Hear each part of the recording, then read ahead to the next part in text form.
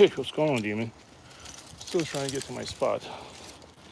As you can see, oh man, I'm dragging so much stuff today, it's crazy. Jeez. All right, give me a second. I'll walk into the spot.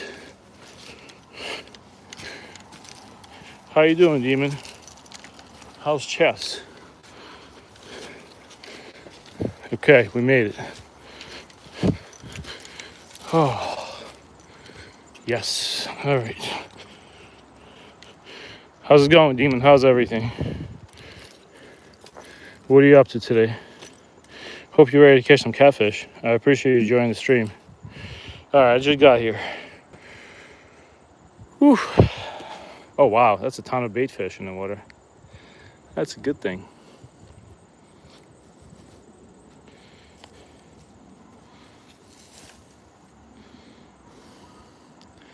That's a good thing. All right. Hey, what's going on, DCP? Yeah, I just got here. I was trying to stream this morning, but I had back-to-back airport jobs. I probably put 250 miles on my car since 4 a.m. I literally had a non-stop work. Hold on. I'm gonna get set up here. Sorry, guys. I just walked out here, so let me throw my mount on. How's everything, DCP?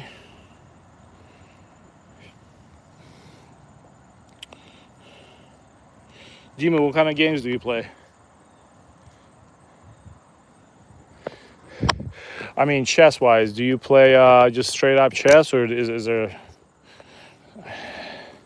I actually thought you talked about video games for a second. My bad. That's just me being old. All right, let's do some. So I made some chum. By the way, I did put up a short, but if you guys are gonna make chum at home and you use a blender, I don't know, do not use the blender you use for food, because like, I can't even tell you what I put in this. I have no idea myself, but I froze it, and yeah, we're gonna chum it up. What I'm gonna do with this thing is I'm gonna put a bunch of holes in it. Hold on. For those that are joining just now, we're gonna start fishing in probably 2 or 3 minutes. So I made this yesterday. This is just a container from Chinese food. I'm just gonna put a bunch of holes in it without stabbing myself.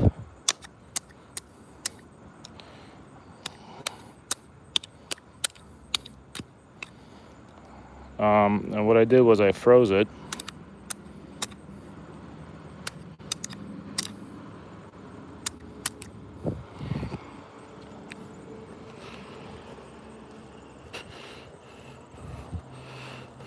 Hey, look at all the bait fish in the water.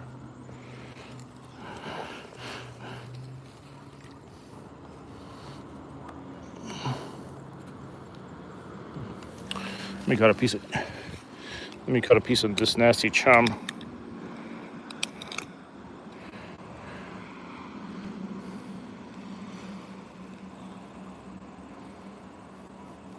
Yeah, but hold on.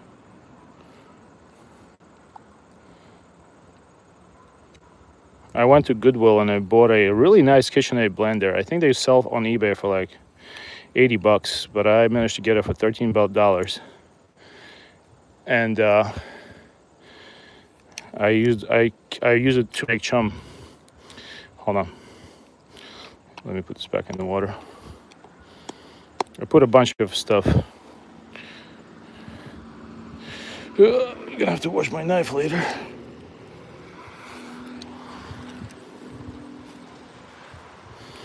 What I'm actually gonna do is, all right, I'm trying to catch some catfish today. That's why I'm chumming.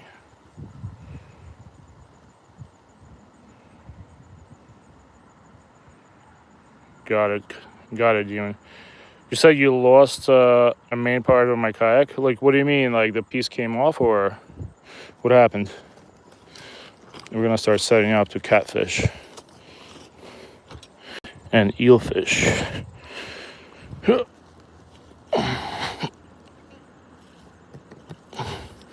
only problem is we're literally sitting on the rock, so it's gonna be interesting to say the least.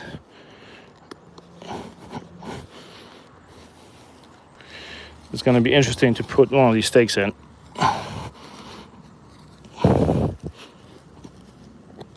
It's a little hard.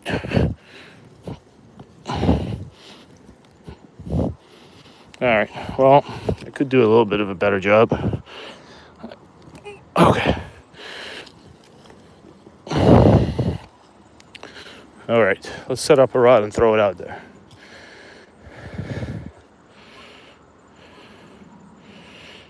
Yeah, Dr. Usta, that is a Leatherman.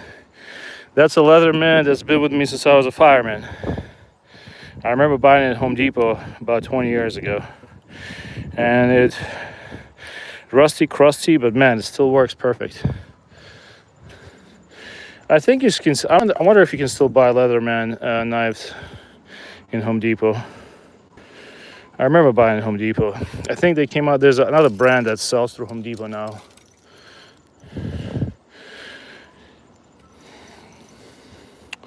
That Leatherman has been in some fires, I think.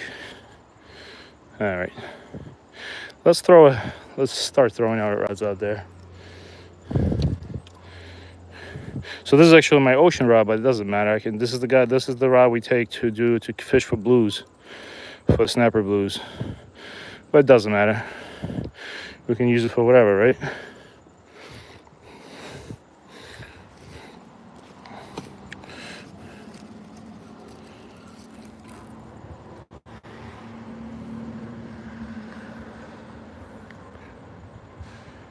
Yeah, the quality is getting compromised on everything. You know what I recommend though? Like I always harp about this maybe, but I live in Jersey. Go on Facebook Marketplace, and when people are either moving or they're just old, they will usually sell a bunch of stuff. So by accident, I bought out somebody's fishing lot, and inside of that lot was a flip knife that was, I forgot the company name. It's super expensive. So it was an $800 flip knife that was in pretty good condition. It's made out of like that crazy Damascus steel.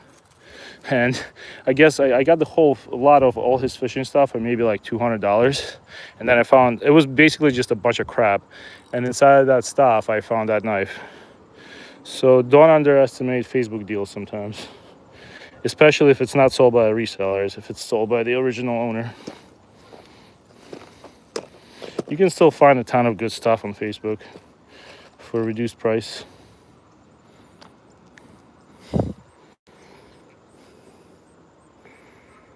Oh yeah, Facebook Marketplace has saved me so much money over the past, I don't know, 10 years. And sometimes when I buy too much stuff, I also I'll sell it back. And I'm not gonna I don't ask crazy prices. I just want to basically break even. If I buy a lot of fishing stuff or car stuff, I'll just sell it for cheap just to cover my cost. All right, so today guys, we're gonna fish with green worms. And this is as American as it gets. Hold on, where are they? On the way back home from the airport, I stopped by, and I've never tried these. These are green night crawlers. Never tried them in my life. I think I found a, check this guy out. He is green. How crazy is that? We're gonna toss them out. What we're gonna do is I'm gonna toss out 2 rods for either bullhead catfish or eel, and we'll go do some either bass fishing or ultralight fishing while the rods are in.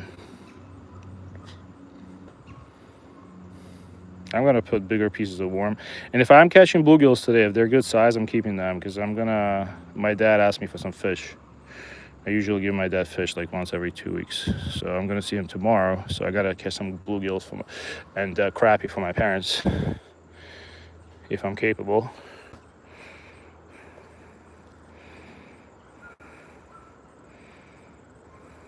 Oh, I see what you're saying, GCP. So how do you like that kayak? Is the customer support decent?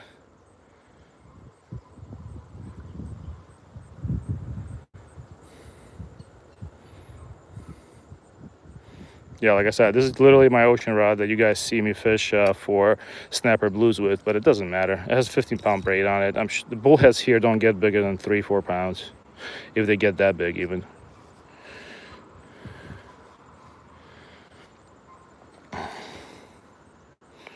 I do like that kayak. I watched a few of your videos and I love that thing.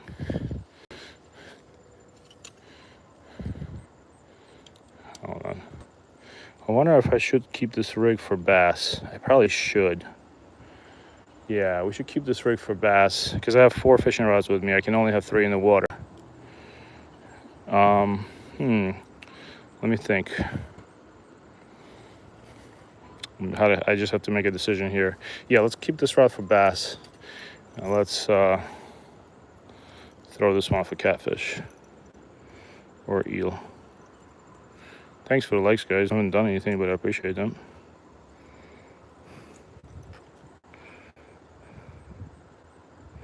Yeah, we're gonna try. The green worms are nuts. It's just like such an American thing. I love it. But hey, if they work, I'd be foolish not to try it again. Ow, ow, ow, ow, ow. Hold on. He got me. All right, good. Let me hurry up here.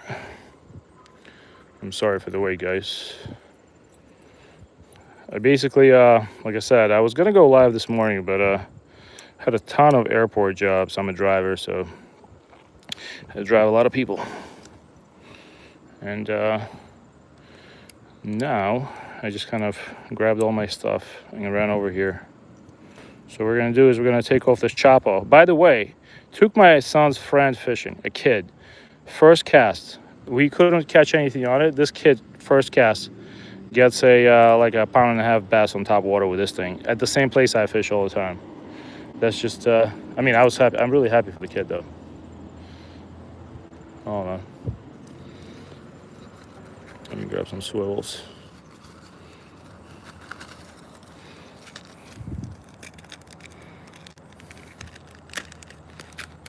And once I cast this in, I'm gonna recast. I'm sorry guys, my hands are nasty, but that's because of the worms.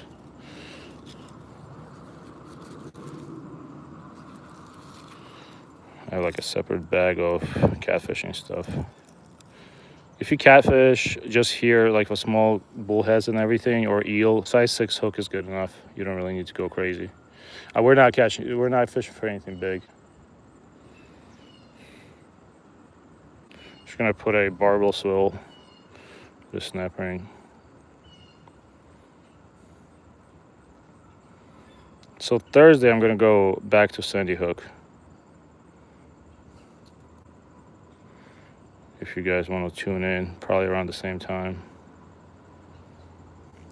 Not sure how good the fishing is going to be. We can catch a shark if you want. It's one of those dogs. They're easy to catch.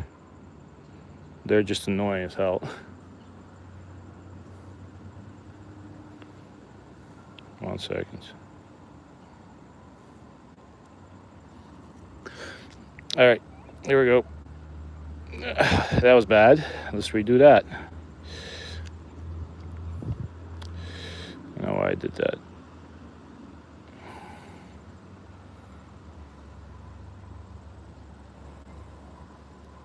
You use the same one? I haven't caught a bass on it yet. Have you ever tried using Twister lure? It's made from similar material that Gulp minnows are. No, I never tried Twister. Is that like a European thing, or are they're sold in the States? Somebody else mentioned that to me. I never heard of it here. By the way, they're actively looking for a missing person here in the area. There's some guy from Berkeley Heights that walked out of his house, and I think the reason they're searching this place is because this is one of the last places he was seen. There's posters everywhere. I feel bad for the guy. Just hope he doesn't jump me. All right, let's throw this on. Oh my God, I'm such an idiot. Before I put this on, I was supposed to put the weight on. But of course, there's even not even a point of doing this, but it's okay. The only reason I do this for catfish and eel is if we get one, I can just open the snap ring, throw the catfish or the eel in the bag, and be done with it. So I don't have to worry about taking them off the hook, because I'm gonna keep the catfish and the eel if we're gonna catch them, unless I catch a small eel. Small eel will release.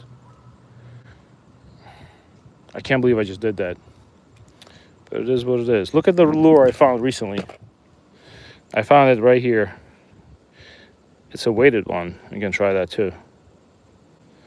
I don't know who makes that worm. This is definitely not Yamamoto. It's a big fat worm on a weighted thing, and there's like a little, it's interesting. Interesting to say the least. Hey, good evening, Arrow. Are you a bass angler? I might fish a little bit for bass. We're in the middle of the day here, so bass fishing is probably not gonna be good. It's probably gonna be dead, but we can try. I do have 2 bass rigs set up right now. We're trying to catch more of like a catfish eel kind of deal, and we just chummed. All right. Can't believe I didn't put a sliding weight on this rig. But we're just gonna go with it. I'm just gonna do amateur stuff.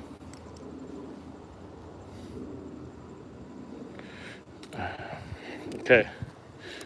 So in Africa, do you guys have green worms? Because we got green worms in America. You want me to show you one? They're genetically engineered. Check this guy out. Twister lure. I'll keep that in mind, Demon. How you doing, Rockbar Life? So yeah, I don't know if you guys can see this. This dude is literally green. I mean, apparently they add some sort of dye to them so the fish can see them better in the water. Let's try it. You never know. Life is like a box of chocolates. You never know what you're gonna get.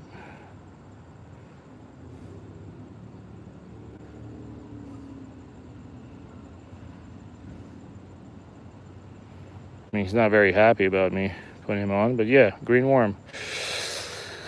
Let's toss him out there.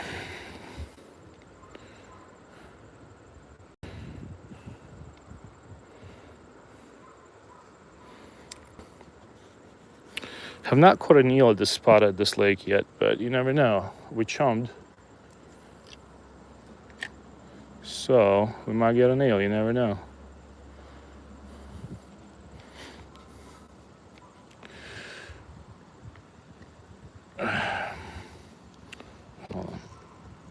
So we're sitting on a giant rock. That's why it's really hard to put those things in.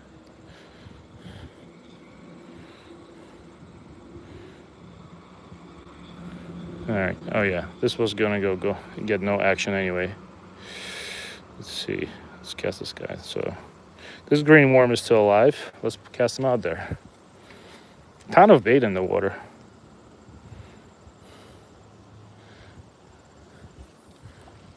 Huh? 1 second, guys.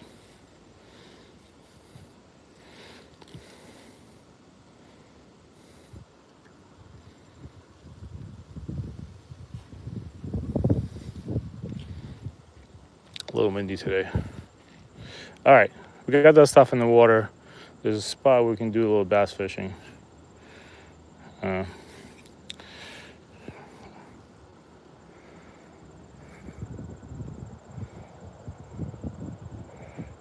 Errol Cox, yeehaw! I like that.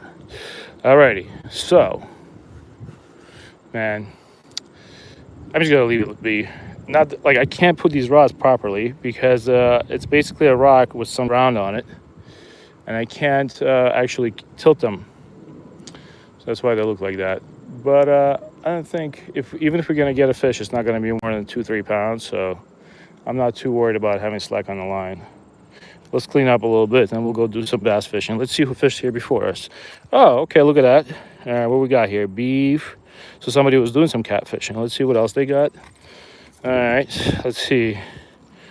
Bass Pro. I like how people just come over here and just throw this crap around. No problem. We'll clean up after you. Oh, I got your little microfiber towel going. That's good. Cigarette butts everywhere. What else we got? Sorry, buddy. We'll clean up after you. No problem. Alrighty. Let's grab a. Let's do some bass fishing. That I am not good at, but we'll try. While these rods are in. Those hooks are also have they have those barbs, so if the fish is gonna bite, those hooks are gonna be staying in. Those are eagle claw hooks, not the best, but they're pretty good for what we use them for. All right, let's go. Let's go do some bass fishing. Do some ultralight fishing. I have never caught a bass on this worm, but that doesn't mean we can't try. This kind of looks like a baby eel.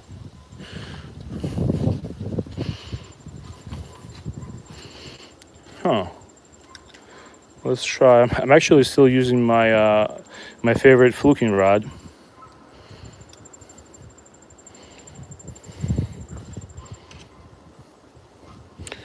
Let's try.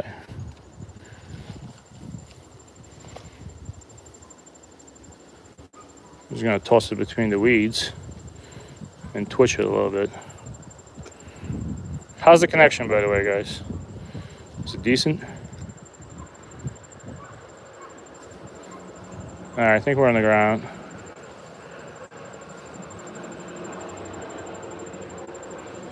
Something's digging next to me.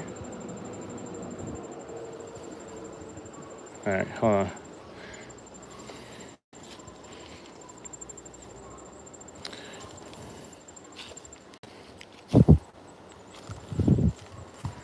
Might see a big snapping turtle. I assume. What is that thing digging next to me? All right, I've caught bass right here, so let's try this. Who knows? Maybe we'll get lucky. I'm using a, I think, 15-pound braid. Like I said, this is my ocean rod. This is a pretty expensive reel. Actually, my kid's setup. And I'm using a 10 or 12-pound fluorocarbon leader. Just twitch it a little bit. Pick up the slack. The connection's good. Nice. How you doing, like? Good morning, positive vibes. Fishing is doing, I mean, so far we're fishing, we're not catching, let's just put it that way. But now that you're here, you never know. You might turn the tide, man, with those positive vibes. Let's see.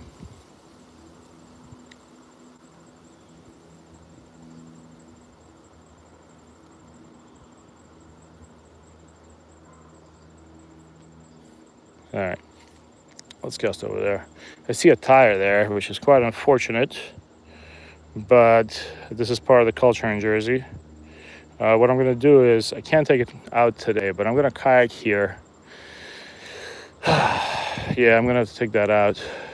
I don't know where it came from because it's a pretty old tire. Maybe it like floated up or something, but it doesn't look like a newer type of wheel or tire. It's like a steel wheel with a, I don't know who threw that in there, because strange, kind of unfortunate.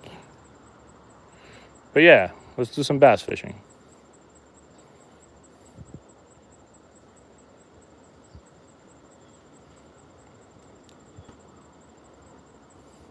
Actually, to see how badly they blocked this up, there's a reason for it. I think 3 years ago or 2 years ago, some kid went up there. He was an adult, not a kid, but he was like 22, 23.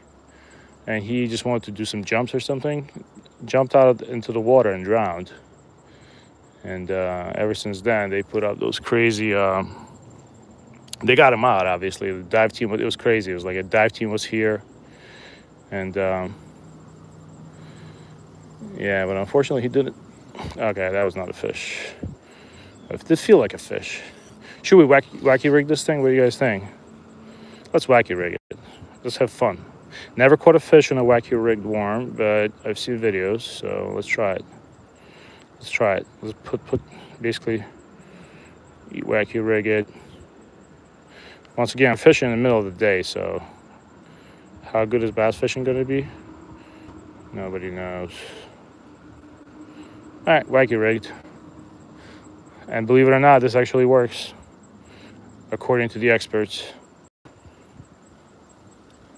Has any of you caught a fish in a wacky rigged worm?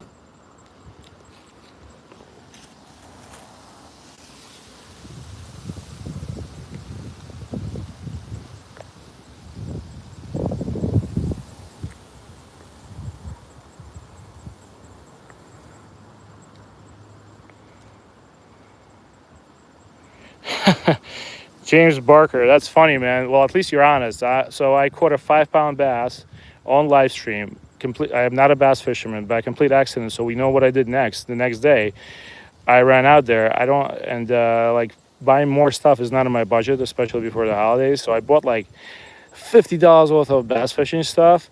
I ran back, and guess what? Ain't no fish no more. But I recommend you try ultralight fishing. I know a lot of guys don't want to do it, but you can get a good ultralight rod and just fish for panfish with artificial lures, and it still can be fun, man. Yeah, but yeah, bass fishing can be like that. That's why I stopped fishing for bass when my kids were born, because if I take them bass fishing, they're still young. If we start bass fishing, there's just going to be so much frustration and fighting. And God forbid one of them catches the bass in front of the other, forget it. Like we're going to have, it's like trying to get peace in the Middle East. That's just not going to happen. But yeah, same thing with me, basically.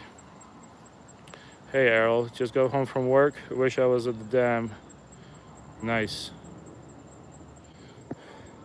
So the reason I started doing a little bit more catfishing on the stream, because it's, I bring more rods with me, so while we wait for catfish here is not big. They're only reached, like for you, I guess it's like the biggest catfish caught in New Jersey is the bullhead catfish.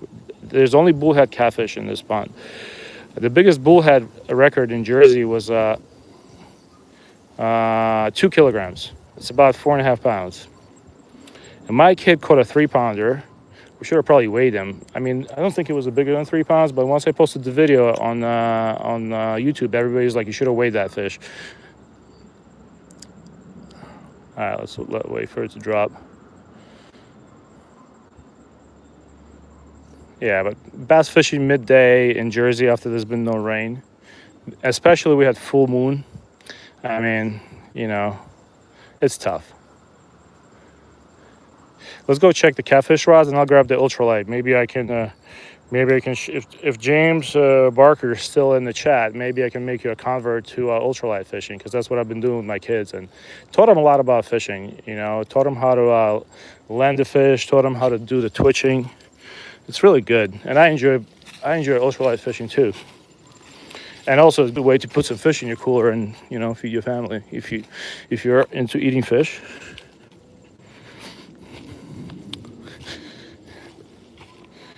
Yeah, there's like absolutely zero action on my catfishing rods. Hold on, let's try it. Let me just pull. I really want to redo the way they're sitting, but I'm like on a ledge here. Hold on.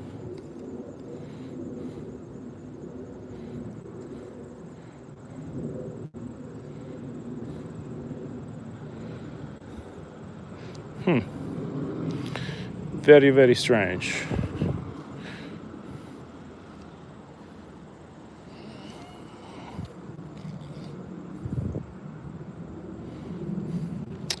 I really want to put them like to the edge.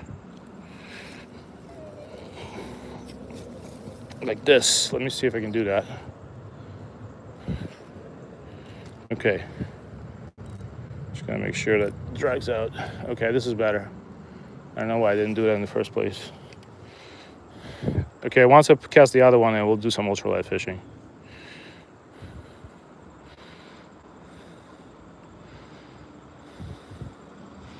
Still have a knot on this rod. Look, nothing, like absolutely zero. Like at least bluegills would eat that, right? No. And this guy's still alive. Zero action. Zero. 1 second, guys. All right. Let me actually put this right here. And I did chum. Obviously, it takes a while for chum to work, but still.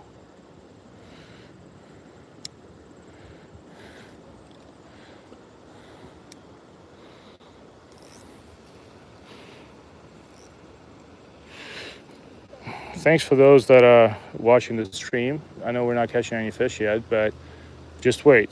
I promise you. I'm gonna get one in the boat. Here, let me grab my ultralight rod.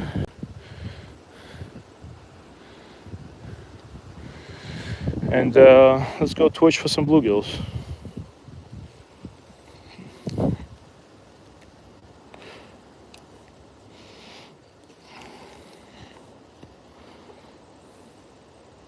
No, nothing yet. No fish yet, but hold on. Hold your horses. I'm about to pull out the black shad. And the black shad never disappoints. I'm going to try, Demon, just to say it again, I'm going to try those, you said they're called spinners, and they're just plastic, and they look like gulp minnow. Strike King makes a really good ones too here, and they're much more durable than gulp minnows.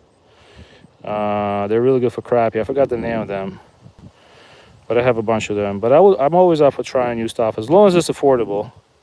Because right now we got holiday season coming up, and I got 2 birthdays, my kid and my wife. And if my wife sees me buying stuff on Amazon, I might be sleeping on the couch for a couple of days. All right, let's try to get a fish. So this is the ultralight setup for those that don't watch my streams. Shakespeare Micro Series ultralight rod, and a Daiwa Legalis LT1000S reel with 4-pound hybrid line by Yozuri, and just a jig head with a minnow, with a plastic, like an artificial minnow. It's made by a Gulp, and it's made out of soy-based materials. So we're just gonna twitch and slow reel it back. Oh, we just got a bite. Hold on. Okay, fish. Oh, no, maybe not. Hold on. All right. So what I like to do, especially late summer, early fall, in the spring, I just slow retrieve it like this for crappie, and it works great. But in the spring, I mean, in the summer and fall, they go deeper, so you really have to twitch it off the bottom. But this Yozuri hybrid line, 4-pound, it's a hybrid of fluorocarbon and mono. And it's really, really good in terms of feel. It's kind of coily. I don't like that. It's coily like a fluorocarbon, but it has a really good feel, and it stretches too because it's partially mono. So you're not gonna rip your fish off.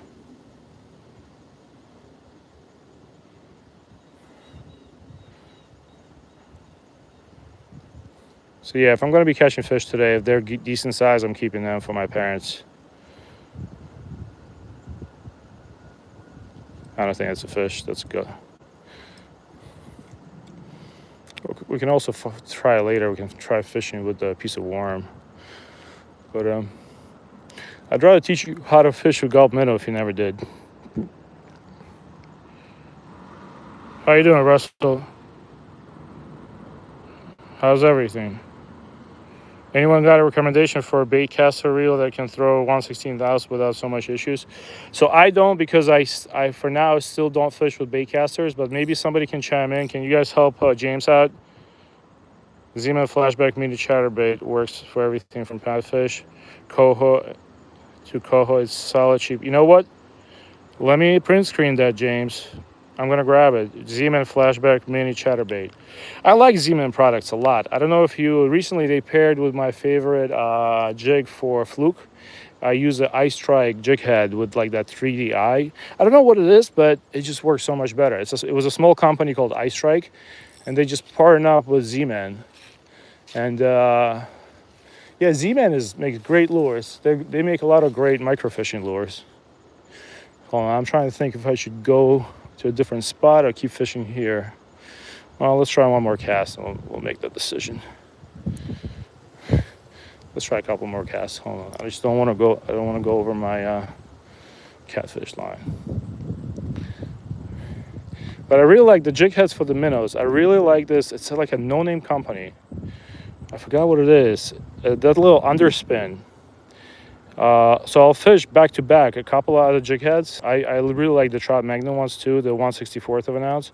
But there's something about the underspin when you twitch it off the bottom.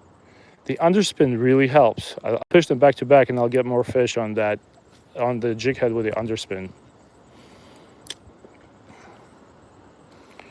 My name is Grumpy Orca. I'm fishing in New Jersey, the soprano capital of the world. You never know, if you stay in the stream long enough, we might pull up Snooky from the bottom of the lake. You guys know Jersey Shore? So when it came out, when Jersey Shore came out 15 years ago, people in Jersey were so mad. It's kind of like that Borat movie that people in Kazakhstan were mad at, because it portrayed like the worst part of Jersey, but it's kind of true though. People in Jersey are kind of like people from Jersey Shore, especially if you go down to Seaside Park and Seaside Heights. I'm using 4-pound Yozuri hybrid line. I already mentioned that before. I don't want to bore you guys to death, but it's a hybrid between fluorocarbon and mono.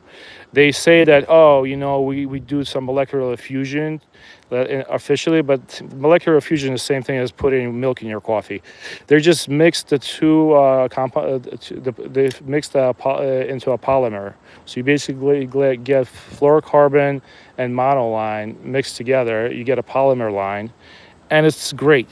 It actually has superior knot strength. It's the knots are super strong. They're like fluorocarbon, but it still feels like mono in a lot of cases. I just picked it up at Dick's Sporting Goods for like $7.99. I was gonna just use it as a leader because I use cheaper line, but I spooled the whole thing with it, and I love it. It's still a little loopy, but it's fine.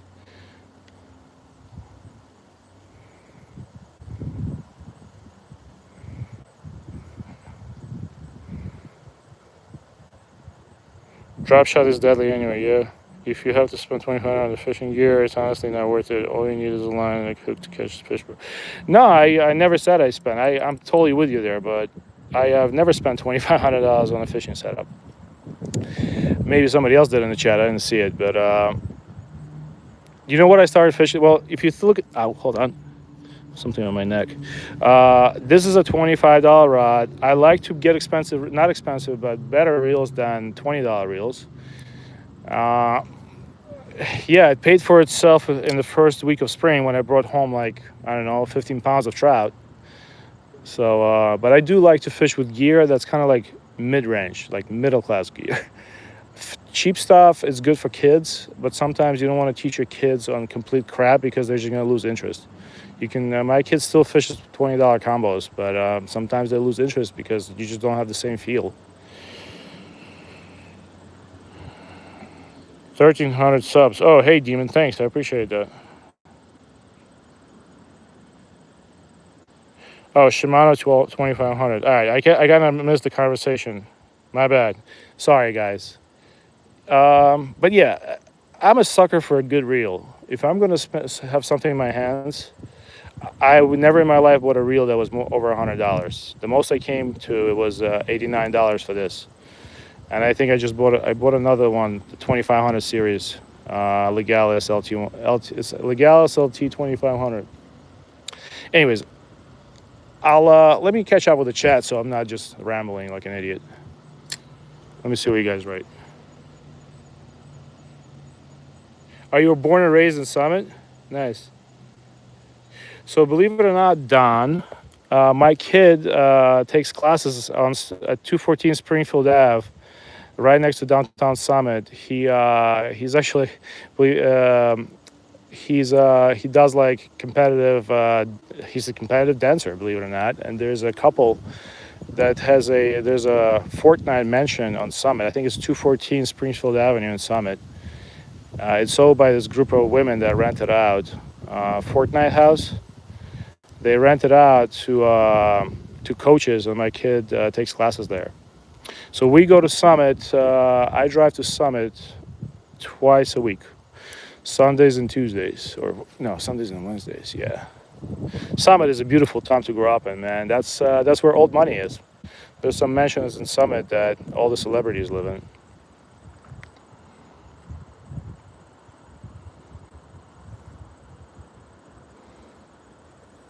Nice. Nice, James. That's awesome to hear. Thanks for the kind words, S1NR. But hey, James, just so you know, in my family, everybody who caught their PB, they caught it on a cheap rod. I don't know what it is. It's you never know what you're gonna get. You know, my PB I caught on a PB trout. I caught on a fluger reel and a 4.5 foot rod. I think it was a 4.2 or 4.2 pound trout. My PB bass I caught on the stream with 6 pound line on another fluger reel and a Facebook Marketplace rod. So yeah, it's like sometimes you do want a nice stuff if you're gonna fish for 3 hours though. It's nice to like this Legalis totally worth the $90. All right, let's change up. Let me change location real quick. I'm kind of confident I can just leave my rods. It'll take me maybe 20 seconds to get back to them because there's one spot that I really like for panfish here. Let's try it out. But yeah, if you guys have favorite baits that are not expensive that you really love for ultralight fishing, I'm all ears. I'm kind of budgeted out for the rest of the year in terms of wait, what the hell is that? All right, I thought it was a sock. I'm gonna throw that out. Yeah, I'm kind of budgeted out in terms of expensive lures. Like I'm not gonna be spending any money till the spring. But if it's something cheap and it works for you, drop it in the comments. I'll take a print screen of it.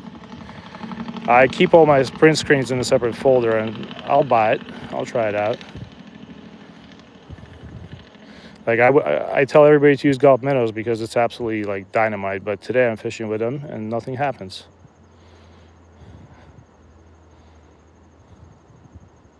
It's crazy. This place just like on and off. I don't know what it is. Sometimes we'll have a stream in the morning. I'll just catch crappie. Oh, got fish. All right, right after I said that. I'm gonna say that's a pretty good sized bluegill. Here he is. Okay, you know what? This guy's still. I mean. No, I'm gonna let this guy go. That's a beautiful male bluegill. Look how pretty he is. He actually bit that pretty much 5-6 inches off the surface, so maybe I shouldn't be jigging off the bottom. That's a pretty bluegill. All right, buddy. I know I said I'm gonna keep fish today, but I feel like I'm gonna let you go because you just. Now, if I catch your big brother, things might be different. Look how pretty this guy is, and he's not that chunky, so. That's a compliment. Have a good day. Finally, jeez.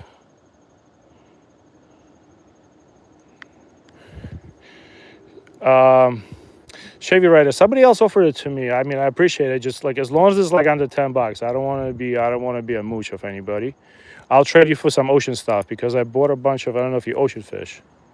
You can. I have an Instagram account. It's under Grumpy Orca, but it only has 1 sub. That's the only way I can figure out how to talk to people in a private message. Does YouTube actually... Hold on. Oh, yeah. Hold on. We're going to have to get some fish here. I just had a good bite. Maybe I should just do the psychedelic jigging. You ever do psychedelic jigging? Yeah, I'm all for trying other stuff, but I don't want to be mooching off people sending me too much stuff. I appreciate it. I'll trade you for some. I have some crazy nice saltwater stuff, but I'm never going to use it because it's I don't have a boat. I bought it off somebody on Facebook Marketplace.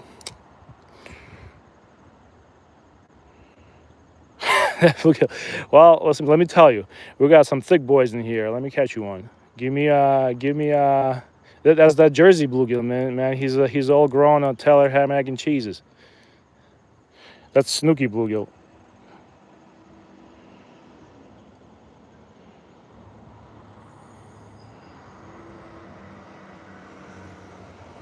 How you doing, Kalyan? Yeah, we have some crazy big bluegills here. Let me catch you another one. Hold on. I'm gonna have to go check my catfish rods in a sec. I swear, every time I come fishing, I think this is gonna be the day that we catch some good catfish. And every time I start the stream, I lie to myself because now we're like what, almost 1 hour in, and we still have no fish, just bluegills. The only streams that work is when I go fishing on the bridges and catch a bunch of eels. I feel like I'm shortchanging you guys. Hold on, 1 second. I got tangled. The only thing about this micro series rod is that it's super brittle, so if you're not careful, you might break. Like, breaking off a tip on this thing is super easy, but I think maybe that's how it is with all the ultralight rods. Very brittle. It's a super light blank. Like, this is super light, but I guess that's why the name is ultralight, right? All right, let's get another bluegill. I'm feeling it. I'm feeling it. We're gonna do the old twitch, and I'm gonna reel a little faster this time. We're not gonna be a complete dying fish. And some days it just doesn't work.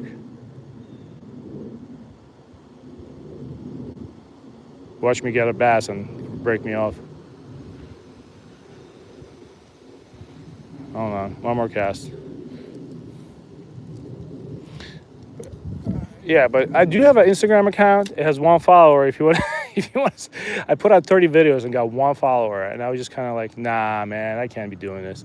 I just got discouraged, and but I'm gonna probably keep posting on it because that's probably an easier way to talk to people. Sometimes I'll talk to influencers that fish around me on Instagram, and they'll respond. I mean, that's 1 follower on Instagram after 30 videos. That was kind of like, that kind of lets you know you're probably not good at it. What time it's in my country? It's noontime, 12 o'clock, 12:15.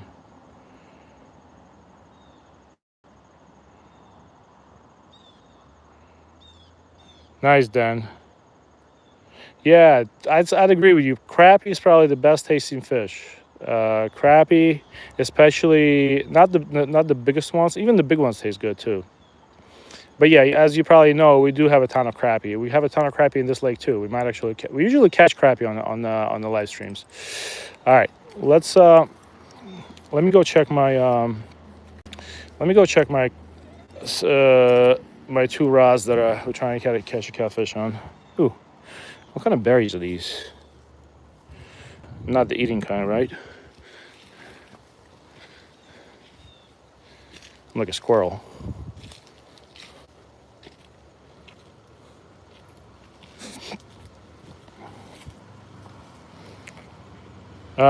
We do have a lot of pike in Jersey. There's a guy who still might be in this live stream. His name is DCP Kayak Fishing. He's the pike and pickerel expert. I don't fish for pike, but I might start. Hold on. Let's check what's going on over there.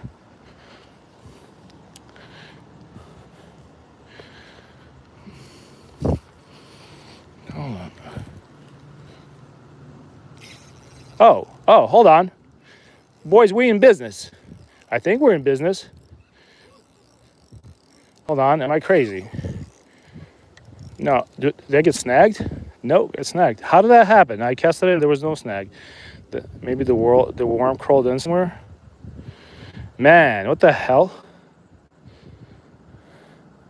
Okay, somebody explain to me what just happened. I guess the worm like went under the log or something? That's not nice.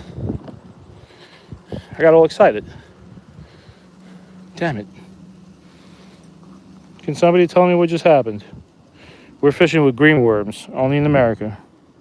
How about that? I don't trust the green color on animals. It just tells me that they're toxic. Look at this guy. Looks like a little snake. Apparently people use them for salt water too, which is crazy.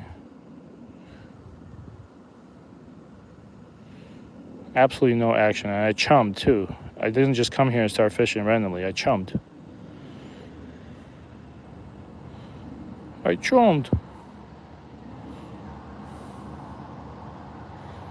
Hold on. All right.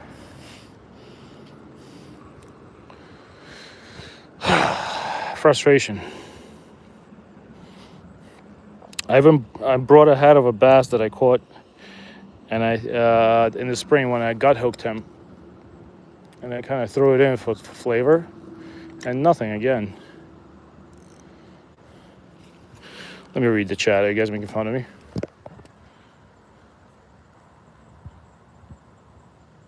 Oh, thanks. I appreciate the comment. That's smart, James. Yeah. Unfortunately, I was getting excited, and the name I bait is a worm. Oh, the other one was a gulp minnow. Here, I'll show it to you, just so maybe print the screen. It is my super confidence bait. The gulp 2.5 inch minnow, 2.5 inch minnow, black shad. I catch trout, bass, crappie, bluegill, and I even caught a channel cat in Delaware River ball jigging with it. So there's something about them. If you're gonna get one, just get the black shad. How you doing, Karen Gaming? What I was gonna say, red worms are better because the fish thinks it's blood. All right, how about this? I do have red worms with me. Next one we'll throw on just for you, and 707. I'll throw on a red worm. What I was gonna say, Don Burke, if you're still in the chat, I was gonna ask you, what was your favorite fishing spot if you fished while you lived in Summit? I'm wondering because I do go there with my kid a lot, and maybe I can find a spot to fish. And I do have a few clients that I drive from Summit. All right, you guys like my chum? At this point, I might as well just throw the whole thing in. I bought myself a blender at Goodwill. I've been making my own chum. Because if my wife catches me making chum with her blender, man, that's gonna be a bad day. That's gonna be a bad day because she does not like any of the fish stuff. All right, my chum has been placed. Maybe that'll help a little bit. I even have salmon eggs in there. I basically went into my fridge and everything I had that was expired or extra, I just threw it in there. Even I got some corn in there. Some good stuff. Watch, I'm gonna pull out a whole worm again. Look, it just doesn't work. It's amazing. There's so much fish here, and today is it's one of those days, man. All right, let me add another night crawler. I appreciate you guys sticking with me. I know I'm not catching much fish. I am completely aware of that. But if you want to leave, I'm not holding you back. Maybe there's this YouTuber right now who's catching fish. I'm gonna go back to Ultralight and maybe we'll fish for some bluegills again.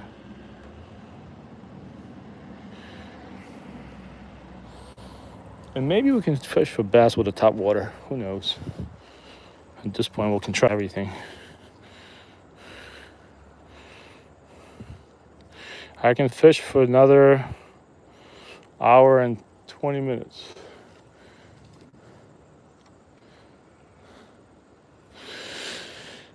After that, I gotta go grab my kids off the bus.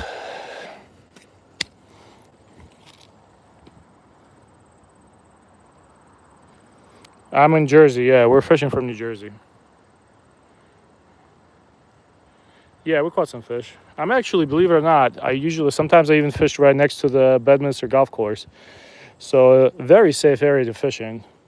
I'm sure there's probably a Secret Service agent in the chat right now, making sure we're, doing everything right.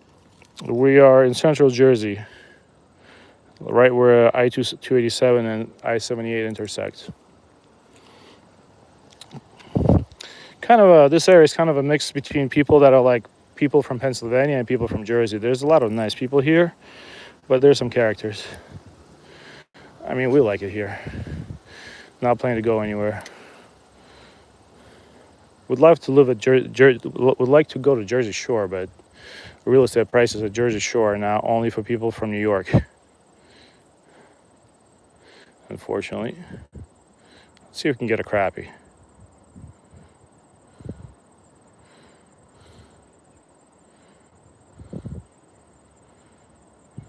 nothing.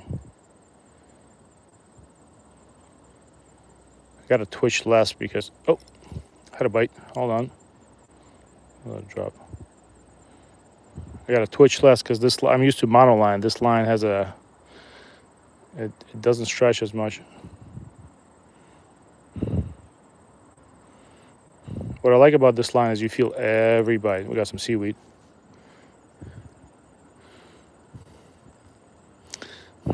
Let's try casting right here. Maybe there's a rogue bluegill.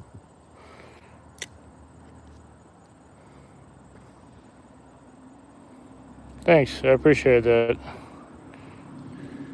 Yeah, I'm trying to catch something. Dude, I stayed up last night making that chum. I was like a med professor out there with my blender. But yeah, once again, don't use your home blender to make fish chum if you ever do. I don't know if you're married or whatever. And on top of that, you don't want to put fruits in the blender after you made fish chum because you're using like nasty meats, fish. It all smells. I smelled like I was homeless for a week after I finished making the chum. Get a blender. Go to Goodwill because Goodwill actually has amazing blenders that people donate. I bought a nice KitchenAid that's probably like a $200 blender if you buy it new for $12, and now it's going to be my go-to chum mixer.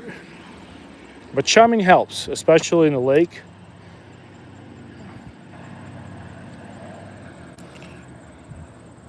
Thanks for the likes, guys. I appreciate that. I know it's kind of been slow. If you join me in 2 days, I'll take you to the Atlantic Ocean, right across from New York City. We're going to go to Sandy Hook. No guarantees how many fish we're going to catch, but it's definitely going to be a nice view.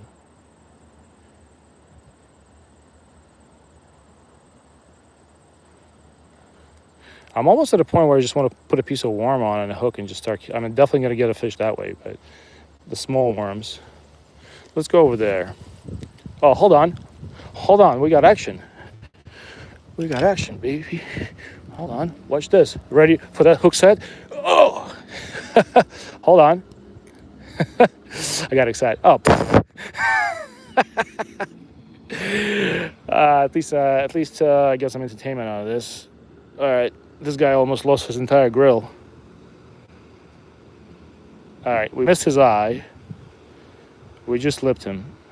At least we have the first fish. You know, you target catfish, but you get this. But that was red worms. So whoever was the dude that told me about red worms, this one's for you, buddy. I guess green worms don't really work. I'm never buying them again. I just felt like people from other countries would appreciate the green worms we have in America. I've never bought them before. I think they're like that. This container is like $4. And look, they're green. They're just green worms. Never buying those again. Never. These worms are a little dead. These are from last week. Maybe that's better for catfish. You know what I like about the neck mount for my phone is that if you're doing something, it tilts down so you guys can see what I'm doing if I'm bent over and like putting worms on. And then it just pops back on your neck.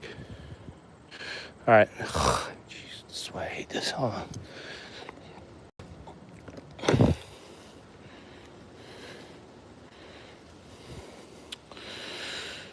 Alrighty, let's cast it back out there.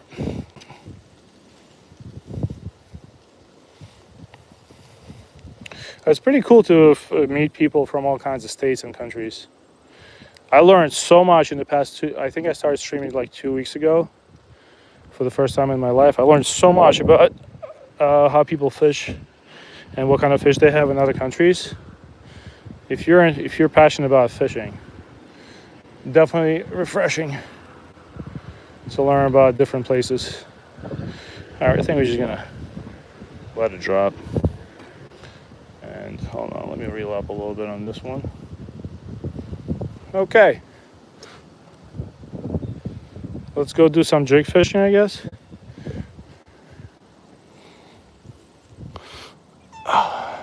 If that tire flows close to us, we're gonna get it out.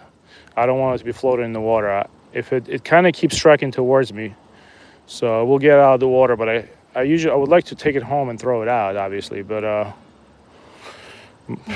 no guarantees of that. At least I'll try to get out of the water.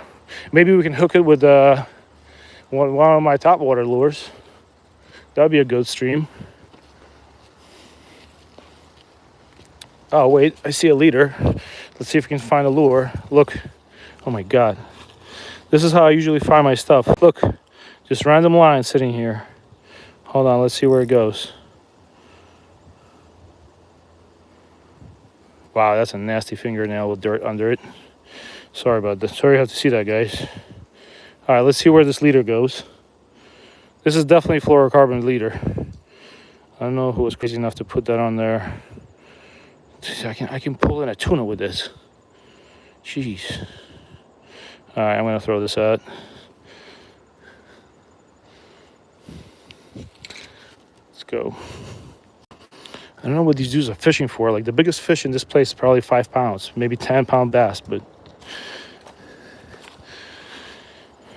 Ugh. Hold on. Yeah, that tire's getting closer. Let's see what you guys write. You want me to put a little red worm? I wish I saw that before I traveled over. James, yeah, that's kind of like, I like doing that. Me and my kids sometimes. There's a lot of guys that do a lot more than I do, but that's the best I can do. Because we come here all the time to fish, and I mean, listen, I can't run around beating people up for littering, but the best I can do is, I mean, maybe in a different country you can beat somebody up for littering, but unfortunately here, the best you can do is just pick up after people and hope that they change their ways. Kind of like it is with a lot of things. All right, so next time I go back, I'll put a little piece of a red worm on my jig. You actually might be not wrong about that. It definitely will create a scent trail. Like, I know there's bass here because I've caught them. Nothing. The bass would definitely bite a minnow on the drop, especially with the underspin. I've had it happen many, many times, specifically on this jig head. Like, this little underspin is wonderful.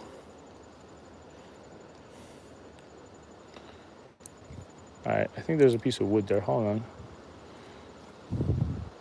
Nah, seaweed.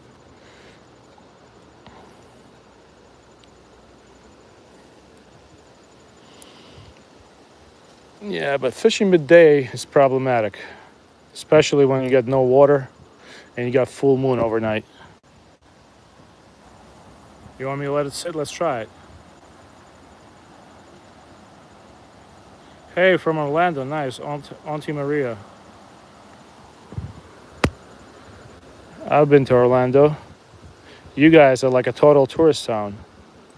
I think I snagged, hold on. Let me cast it out there again and let it sit. Let me just make sure that I don't have a fish on my other line. I'm just checking I can see my rods. I think they just, yeah, I don't think I have a fish on the line. Wow, we got a little wind. That means the tire's coming over. What the? All right, hold on. Stay with me, guys. Man, this is a Kentucky kind of wind. Hold on. You know what?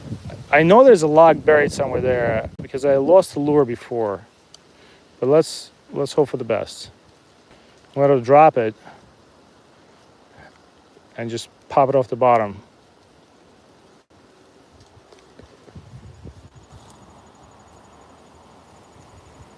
Hold on. I'm still looking at my rods in the other way. You know what? That tire is getting awfully close. Hold on. Let's go get it out. I think I can take it out now. Let's go on a cleanup mission. Let's go on a little cleanup mission, guys. This is the Jersey's finest. It has like one of those cartoonish green. Hold on. Let me grab a stick. We're gonna do it live, boys. Let me grab a stick.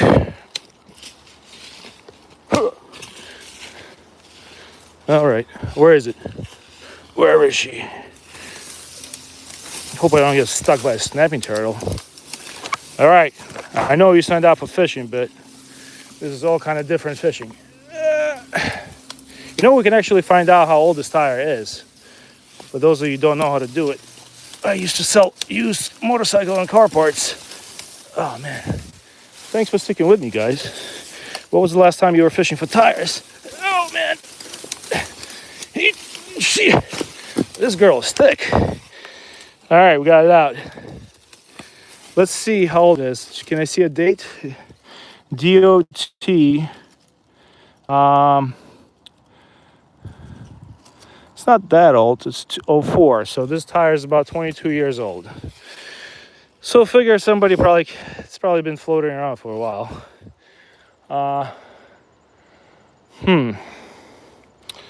Well, I don't know what to do now.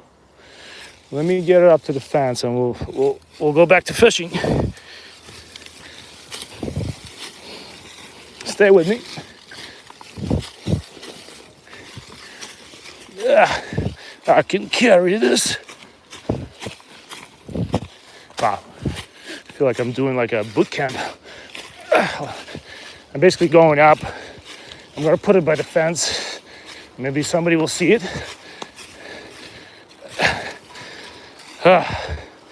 Yeah, I was down there. Let's just go back up. Okay, well, at least we did something good for this world. Let me not.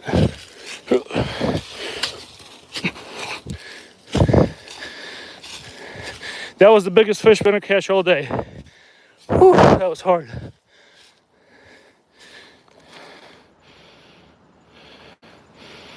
Yeah, man. That was that fish. If you don't notice, that was a pretty elusive Goodyear fish. Not in many countries. They usually top out at about 30 pounds. That one was a little worn down, so maybe about 20.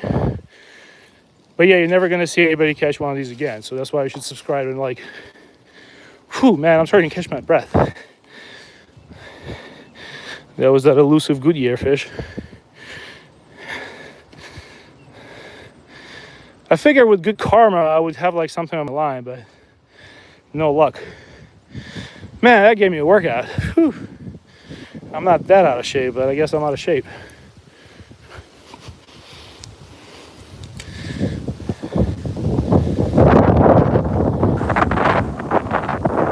Thanks, James. How you doing, Sharik? So yeah, now you guys can say that you were doing a fishing stream on YouTube, you caught a tire. Ah, man. Jeez. Thanks for the likes, I appreciate it. Yeah, so I thought the tire was going to be much older, but the DOT stamp on the side of the tire. By the way, you can always tell. In Europe, I think it's actually a law. You cannot have tires like older than a certain amount of years. The tires actually have a shelf life. You don't want to buy a tire that's brand new and more than 4 or 5 years old. I think the cutoff is actually 5 years. So if you ever buy used tires, make sure they're not old because they will explode. And I've seen that firsthand when I worked as a fireman. A lot of tires explode, not because they're poorly manufactured, but mostly because they're old.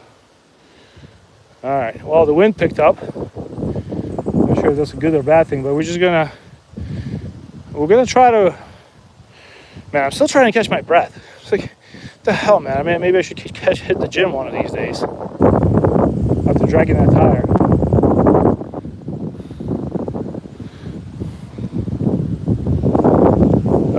Sharik, hell's fire. You want a tire, man? I'll tell you where it is. All you gotta do is subscribe and like. Ah, man. We do catch pike here, but not me. I can take you guys pike fishing. The only thing I can't guarantee is I don't know if there's gonna be good signal there. Right now we are on a 5G Ultra band by Verizon, but pike fishing, I'm not sure if we'll get a good connection. Yeah, that was pretty random. I caught a tire during a fishing stream. That's how you know you're in Jersey, baby.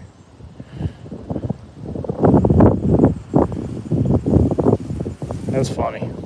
All right, what should we do? I can't believe we're not catching. How about this? Should I put a piece of worm on this and just keep it on the bottom? Let's try to take the gulp minnow off. And at this point, I'll just settle for anything. Maybe we'll get a perch. This is going to be really stupid, and I'm sorry to use that word, but this is definitely not an intelligent setup, but I want to catch something for the stream. I'm too lazy to change lures. Usually, bottom here, I did catch a perch here on stream before doing the same exact thing. Hold on. I'll put a bigger size worm for the scent. I see one.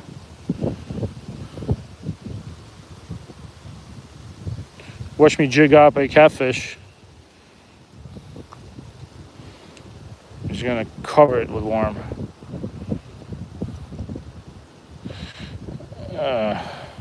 Meanwhile, I can read what you guys are writing. Hold on. All right. Jeez. Let's go fishing in a different spot. I guess at this pace, I shouldn't be keeping fish because I only caught 2 bluegills.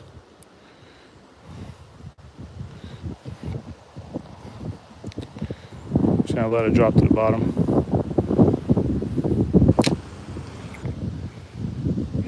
Bye, Sharik. How you doing, Nano Dimitrov? How you doing, Alexandra?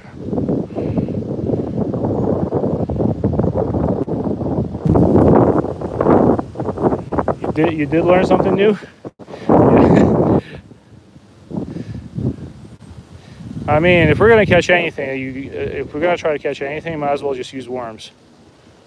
And even the worms are not working, so it's kind of sad. You're gonna let it sit there. Wow. I was really excited for today. I thought I was gonna get fish after fish, but no such luck. Let me recast real quick. Oh, hold on. I think we have something on the line, boys and girls. Hold on. Let me put this down.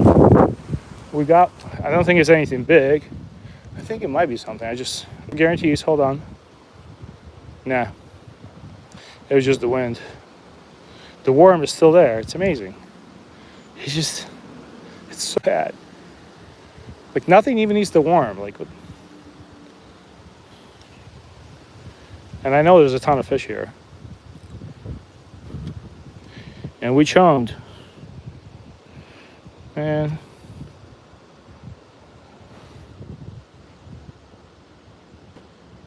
It's just sad. All right. Let's go back to try. You know what? Let me change up the spot real quick. Let me grab a can of worms with me. No pun intended. I have another.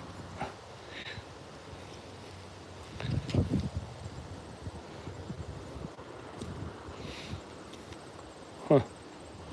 All right, let's go back to the spot where we caught a big bluegill.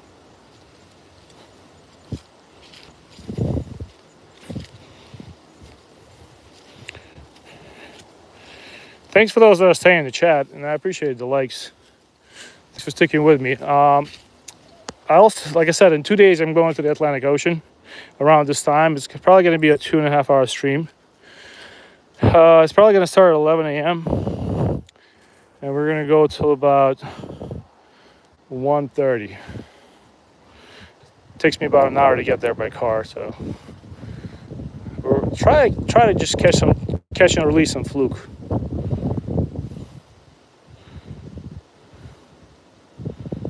All right.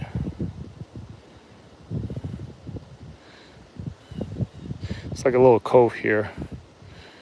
I used to just come here and catch a ton of bluegill non-stop, but today, at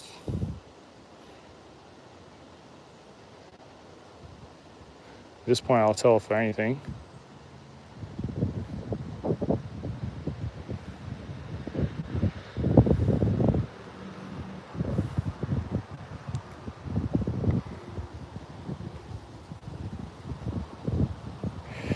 I don't have plastic worms, but I have plastic lures. How are you doing, Bob Finley?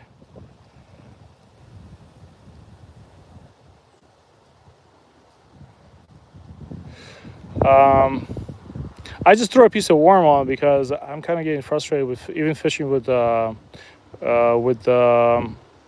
minnow. Strike King makes some really good plastic lures. I'm not sure if I have any with me. I can check. I think we're in seaweed. But this is just bad. I don't know what's going on. Maybe there's too much bait in the water or just the wrong time. But this is bad. I would never throw a worm on a jig head. That's kind of silly, but I mean, I would throw it on a smaller jig head like a trout magnet, but at this point, we're going for anything.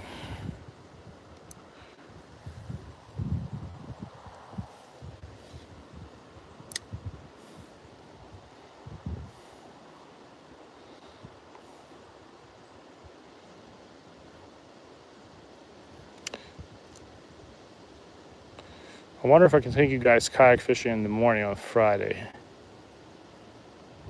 Depends if I have jobs or not.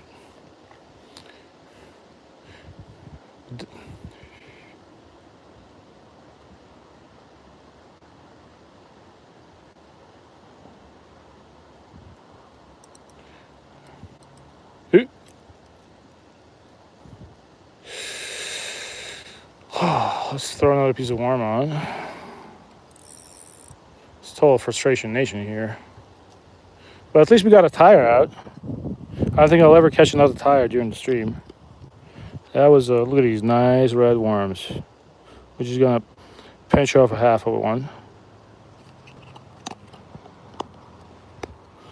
I spent about about an hour yesterday preparing the chum, getting it ready. And here we are with 2 bluegills. It's pretty pathetic.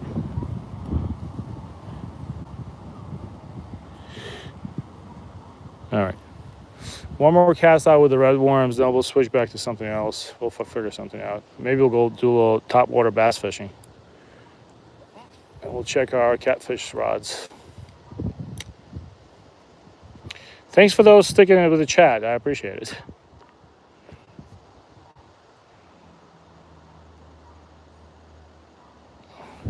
Oh yeah, this is super weedy, but it's not as weedy as it gets like around July. There's a ton of fish here. It's just, like I said, someday it's one of those days. I've been fishing this spot. I've been fishing this lake since I moved here, and some days you can come here and you can catch 40 big bluegills. You can catch bass. You can catch bullheads. You can catch eel. Some days are like these. And I took you guys, whoever was in the stream can confirm. Last week we did some good fishing. We caught 3 eels, but that was a different spot. We caught a bunch of suckerfish, bluegills. What else did we catch? Oh, we caught crappie. We caught 2 crappie. I call them crappie, but the proper way to say it, I think, is crappie. This is ridiculous. Nothing. All right. Just gonna wait for 10 more, like 1 more minute.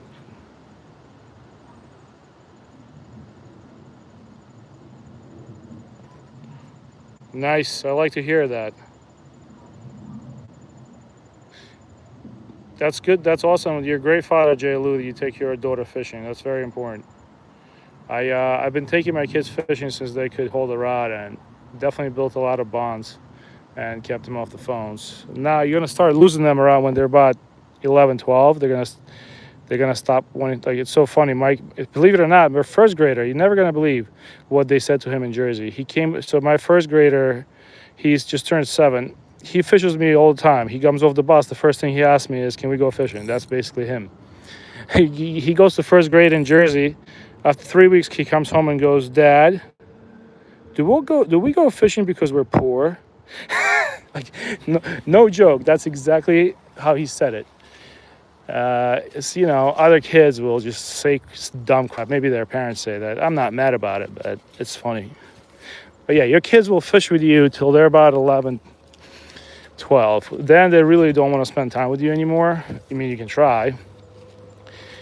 I still spend a lot of time with my older one. But they want to spend more time with their friends. And if there's older people in the chat, they probably can confirm that. All right.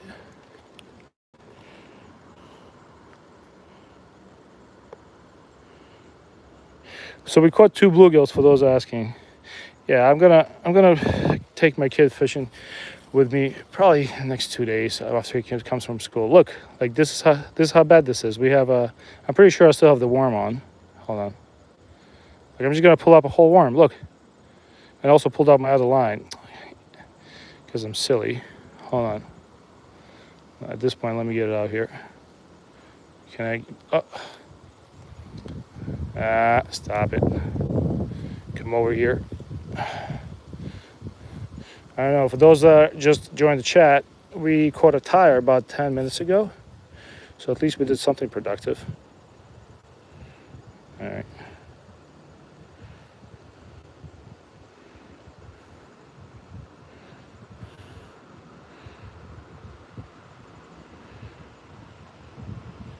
One second.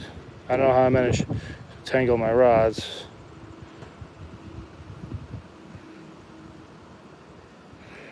All right. You know what I'm going to do?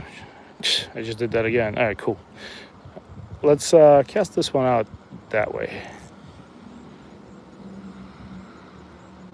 Hold on. Sorry, guys. This is just a $5 Abu Garcia Cardinal 400 rod. Fluger reel from Walmart. 15-pound braid. And a 10-pound fluorocarbon. That's like my Frankenstein rod I put together for bass fishing. I'm not really a bass fisherman, as you can probably tell. Let me reel up this rod.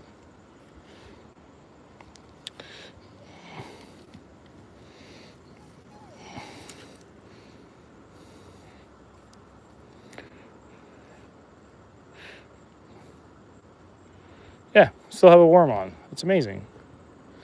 It's just like nothing bites. I did chum here. How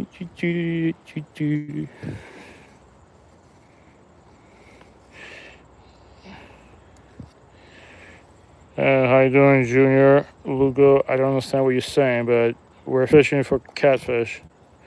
And we're not having much luck, buddy. Oh, what is that? Oh, I know what this is. This is from a trout magnet bobber. That's one of those things that you put into the bobber when you put it on the line. I actually lose those all the time, so I'm going to keep this and throw it in my tackle box. I actually have a whole tackle box dedicated to the crap I find. Usually it's kind of like useful stuff, so I keep it. I mean, can't keep the tire, but I got to figure out how to get that thing out of here. I don't know how, because it's 20 minutes to go back to my car. All right. Wow, 0 action today.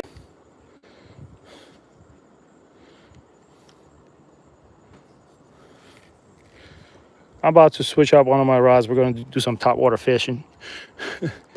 I have a Berkeley chopper we can use to just kind of like go over that line right there. You see those weed lines?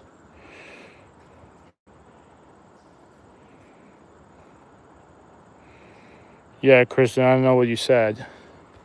Thanks for the likes again, guys. I appreciate it. It's very nice of you. No, I'm just thinking about my next step. You guys want to go topwater fishing? Or as they say down south, topwater fishing? Let's do some topwater fishing. Might as well, right? So we're not catching anything. This is actually my saltwater rod. My son's saltwater rod. It's a Tsunami Airwave. Really nice rod. I think it's like $100 rod.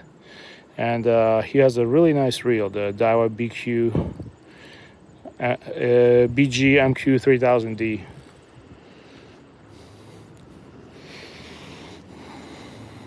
I think my kid has better stuff than me, but I think that's how it goes, right?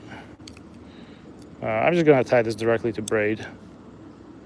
or not, because then I don't want to redo the knot. Hold on, let me just cut this off. So yeah, this worm, I find this worm on the banks. I think it mimics a baby eel, but I haven't ever caught a bass on it. So what we're gonna do is I'm just gonna cut off the. All right, and we're gonna throw on this guy.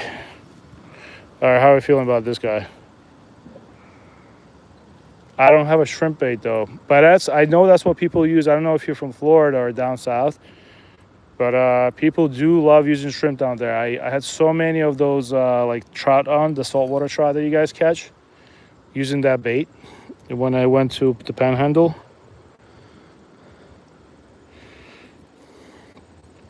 This is a Berkeley Chapo. It kind of looks like a frog, but it's a whopper plopper. Hold on. Let me give myself some more. Somebody's using their Jake brake.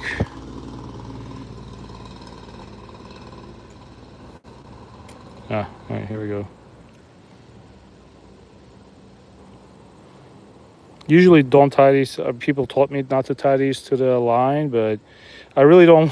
I'm lazy. I don't want to redo that Alberto knot that I have between my braid and my fluorocarbon leader on my bass rod.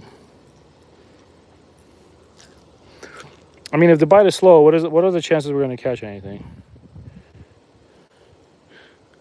Ow, ow, ow. Hold on. Just got 1 second, guys.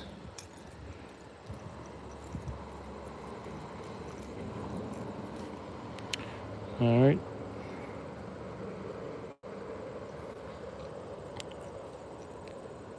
Okay. So that was just a clinch knot. We're on. I think, did I take my scissors with me today? That might be another problem. I was kind of running. Hold on. 1 second, guys.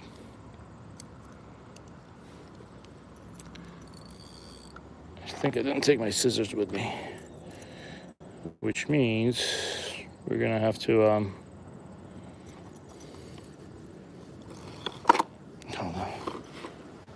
This is what we were fishing on Thursday last week when we were catching the snapper blues. Just a little spoon jig. Hold on. Let me clean up space.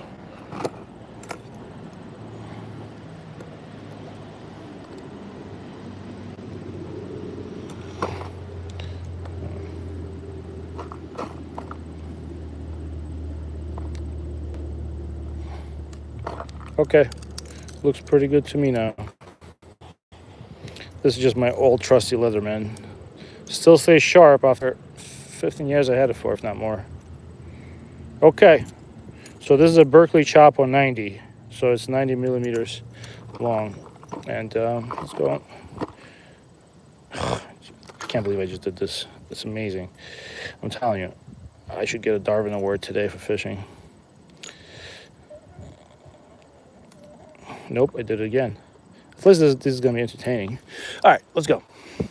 First, I'm going to drag it across the weeds we were fishing at, and then we'll go to the other side.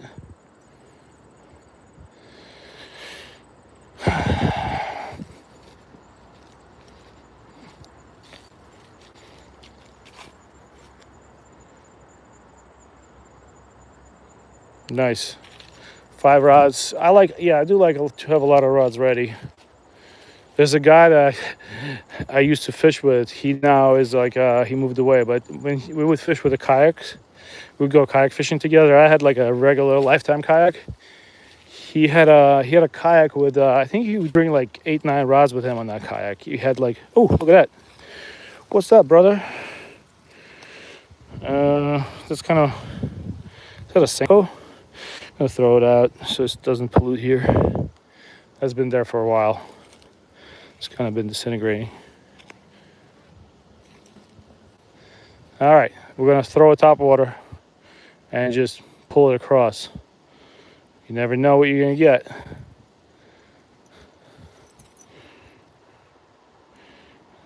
Thanks for watching me, guys. I know today hasn't been very productive. midday fishing seems to not work as of recent. All right, let's eat it out there. Whoa, okay. That was great. What else can go wrong today? At this point, it is like Comedy Central.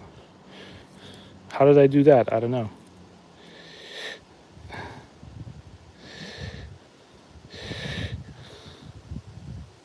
All right, let's do it again. See if I can do that again. All right. We gotta go a little closer to the weed line next time, but here we go.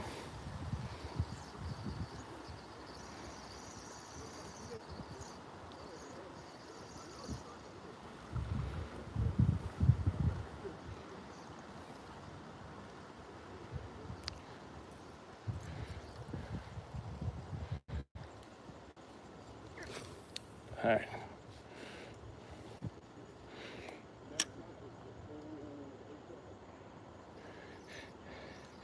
Well, some people do use shrimp in fresh water. I wouldn't. I've heard of people doing it. Apparently, people that go catfishing use shrimp a lot. They do produce a ton, especially if shrimp is. They let it sit outside for like a day. It produces a ton of scent. So yeah, people fish with some crazy. You know what people love to chum with? Horse feed. You would never think, right? But people will go to Tractor Supply and people buy stuff that people use to feed horses. Hold on, I'm trying to get out of the weeds there.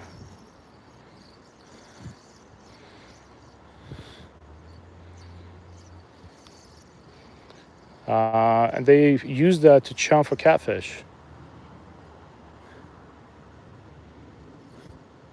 So yeah, people got different approaches for everything. Who taught me how to cast? Nobody. My dad taught me how to fish with we didn't have a rod when I was a kid. So yeah, lack of experience shows. But you can teach me how to cast. I'll listen. No, I don't say I'm a professional angler.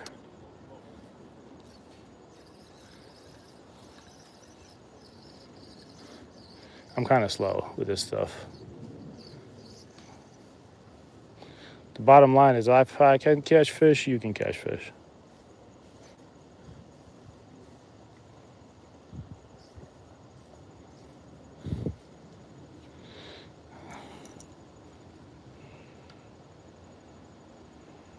How you doing, Nieces? Yeah, shrimp works because it's all about scent. That's what I learned.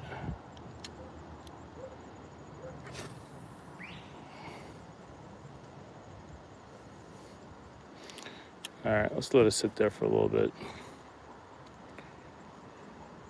I do appreciate the likes. I don't feel like I deserve them today. I say that a lot, but at least we got the tire out. So something positive happened today. 1 tire and 2 bluegills. All right, one more cast here and we'll move to a different spot. So my kid's friend got a bass in this lake Sunday night using this exact setup. It wasn't a huge bass, but it was decent.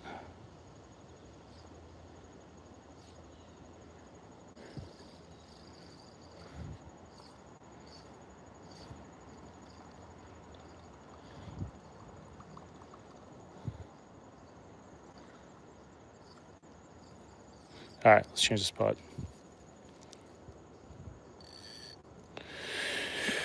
I'm still thinking about how I can get that tire out of here. It's not only a tire, it's a wheel and tire, which makes it heavy. If it was just a tire, I'd probably be able to bring it out. But the wheel and the tire, that stuff weighs about, I think it has some water in it. I think it weighs around 50 pounds. It would be good to toss that. And it's interesting because Jersey has a really good program for returning old tires. But I guess people just choose to throw them in the river. Why not, right? No action on my rods. Let's go and cast across that weed line.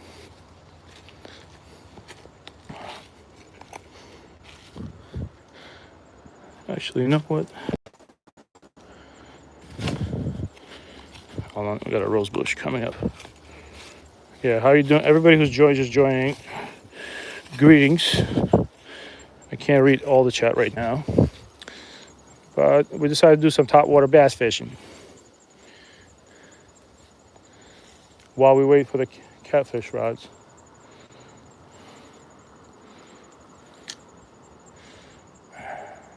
So I used a dead minnow, and I caught like a nice 3.5 pounder right there about 3 years ago with my kids. So I know there's bass here.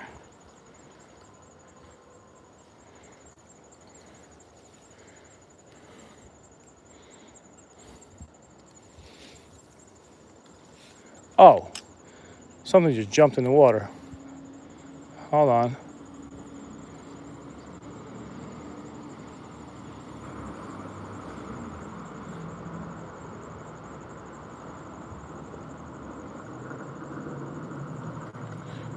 I gotta tell you, this whopper plopper is nice. If you're gonna get one, get the smaller one. That's what everybody in comments always says. They actually make a smaller one. This is a 90. I think there's a 75 out there. Start with 75 because I made a mistake of buying big ones. I'm sure you'll get more strikes. All right, let's do one more cast.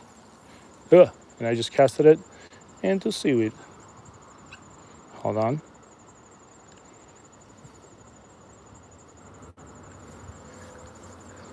Okay, we're on.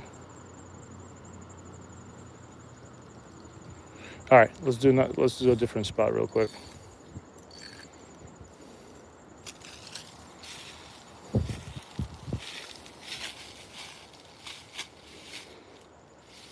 Bye. Oh, I got a lot of people in the chat and watching. Thanks for watching, guys. No guarantees that we're gonna catch anything, but thanks for sticking around. So what I'm gonna do is, you see this weed line right here coming up? We're gonna cast right along it and hopefully get something. Let's see.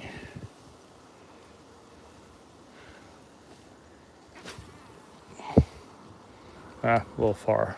I really don't want to throw it into the seaweed, and there's some wind too.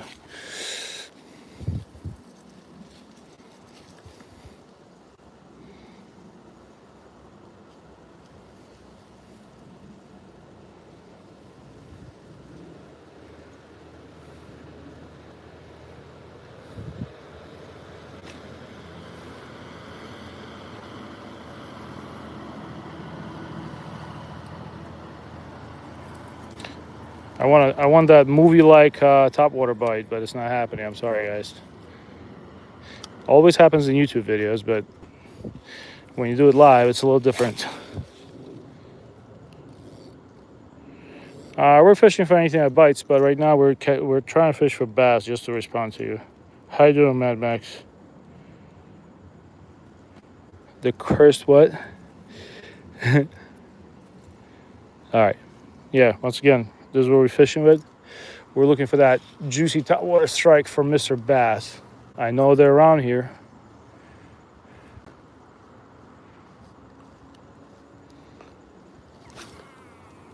Okay, a little closer to the seaweed line. I'm gonna let it sit there for a little bit. Just let the ripples clear.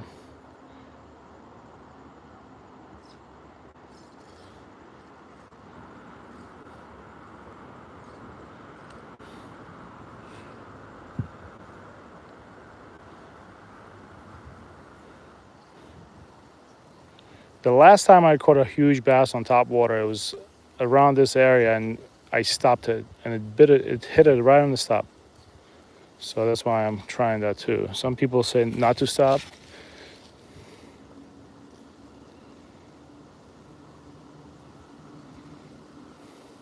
Yeah. Yuck. Yeah. I wish I could get that bottle out. Actually, I might be able to do that. I don't want to do that right now, but.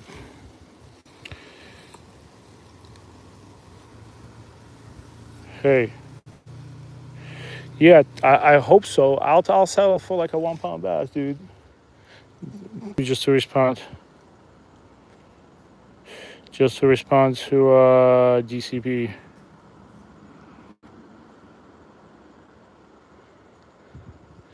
All right. Let me take a deep breath in, hope for the best, and just eat it. Okay, that's a pretty good spot. If I catch a bass on Topwater here, you're gonna probably find me in rare form. Now that I'm 41 years old and with children, I don't get excited about much, but if I get that Topwater bite, boy, oh, you're gonna meet a different person. Or if I catch a big bullhead.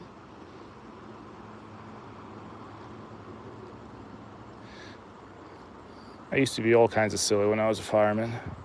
Perfect environment. Oh, I had a bite. I did have a come up. Hold on. I did have a little strike. It wasn't big.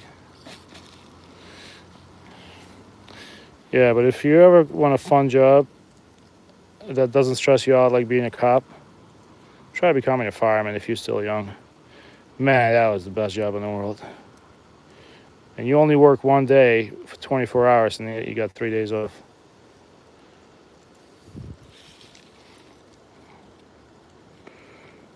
Hi, Ramir.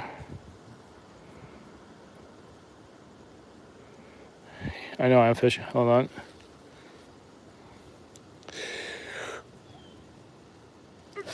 Okay, that's a good cast.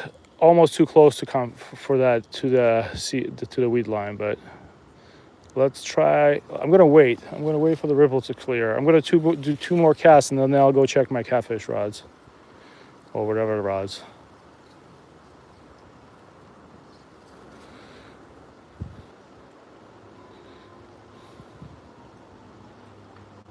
Oh, oh, oh. Okay. 2 strikes. He missed it though. Holy crap. Holy mackerel. All right, hold on. Okay, I'm getting excited. Okay, boys, we might get a fish out here. Hold on. That was 2 strikes. Same fish. Let's go back there. Please come back, buddy. I don't think he's big, but he's definitely there. He's let me show you. You see that little edge? That little like poking out there? That's exactly what a strike was. This is second time it came up. All right, off we go. All right, we're hoping for the best here. Dude, if I land a fish on Topwater, my day is made.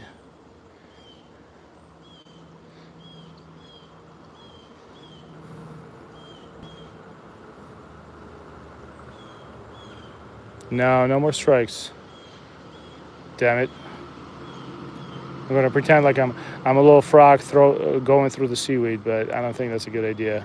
Let's collect some seaweed, right? Look at this crap. I wonder if I'm gonna glow green tonight after touching all this crap. Ooh, I got 86 likes. Thanks, guys. If you don't know how to like a video, you gotta double tap the screen, and I'd really appreciate it.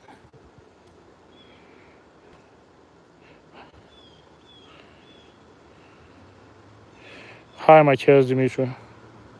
So the fish that would strike on that would be bass. And I got 3 strikes. And man, I really thought he was gonna land on one of them. I don't think it was a big bass. I think it was like maybe like a pound and a half. But we're gonna keep casting. I really wanna go check my catfish rods, but knowing how that was going before, I'm pretty sure there's nothing on them. All right, so I'm gonna bring it here again. What if I just, instead of stopping, I'm just gonna keep going?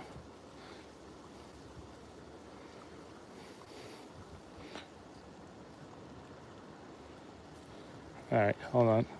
Let's keep going. I'm gonna do one more pass. Man, I got so excited. I just want to catch a fish for me and you guys. 91 likes. You guys are melting my heart. I appreciate it. I might break 100 today with no fish. That almost feels like mortgage scam. All right. You see that bird out there? Hold on. You see that thing?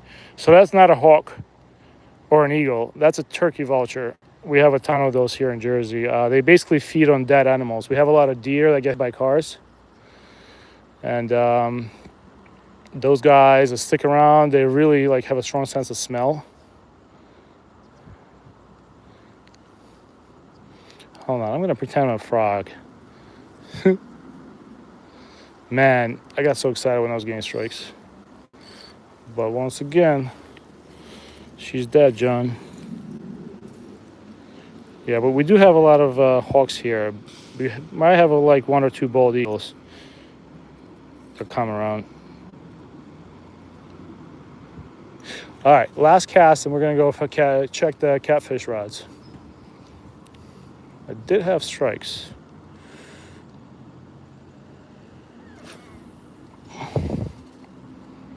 Just gonna let it sit there.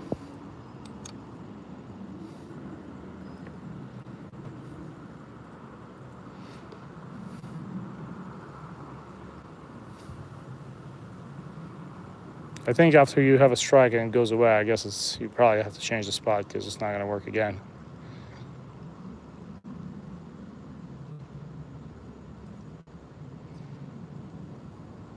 It's right there. All right, let's move. Let's go check our catfish rods. Let me just fix this guy. I can actually probably fish for another hour with you guys. Man, this seaweed is really getting to me. I'm telling you, I might glow green tonight with all this. Nah, they're definitely still there. They're Dimitrov. I assure you, I have no fish.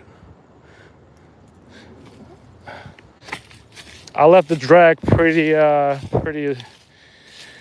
I see them. They're still there. There's no fish. Very frustrating. It's complete frustration nation today, Dimitrov.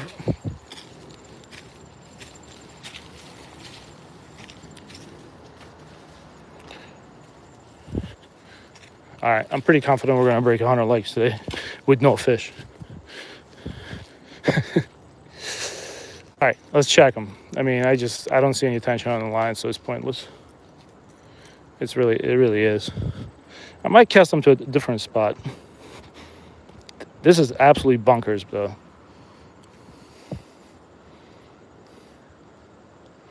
This is crazy. I guess we're not fishing this. Look, piece of worm still there. I guess we're not fishing this spot again for catfish. I'm not coming. I had enough. I'll take you to a different spot. I'll take you to a spot where I catch catfish. I figured this was going to be better.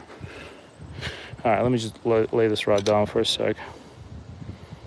I'm going to move my rods. I want to.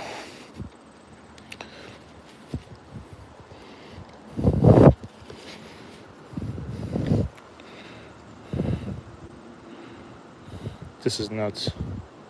Absolutely zero action.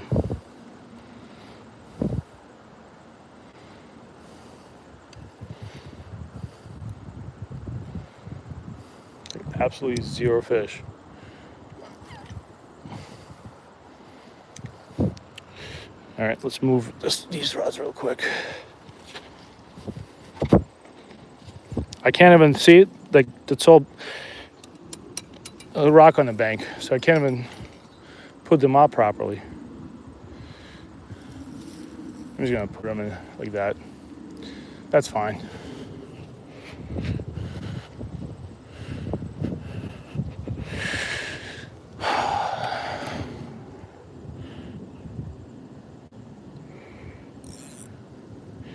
Should I try jigging a minnow? Let's try it. I mean, this is the spot where I chummed with all that stuff that I made. Let's try gulp minnow real quick.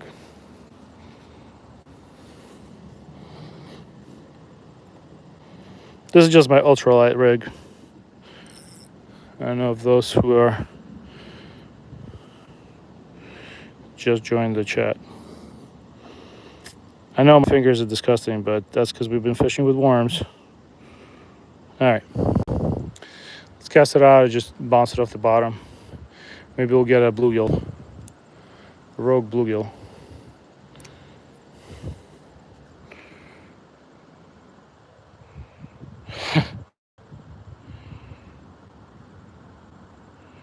No, the water is actually super warm. I wouldn't be surprised if this water's close to upper 70s, if not higher. Well, thanks for looking out for me. Oh, we got a fish. Okay, how about that? How are you going to deal with that? Oh, and he just left.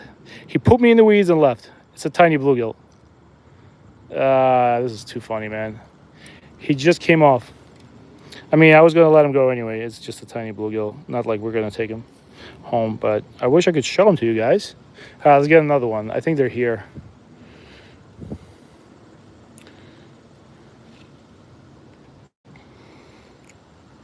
Thanks for looking out for me, Shane Hellerle. I guess at this point, if we get some bluegill bites, we might as well just stay here. It's better than nothing, right? Just gonna bounce it off the bottom. I'm gonna change my gulp minnow to a better one.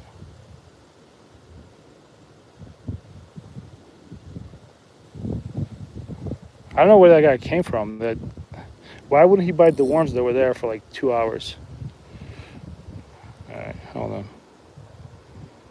I really need to get a new gulp minnow. This guy's really beat up. All right, this is all I'm using. It's a 4-pound line. It's a jig head with a underspin and a gulp minnow. That's my ultralight setup for today. Let's try it. Let's let it sink.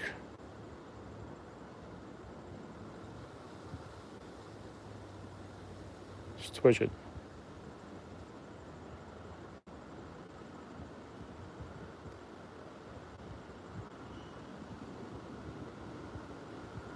You know what? There might be a bluegill over there.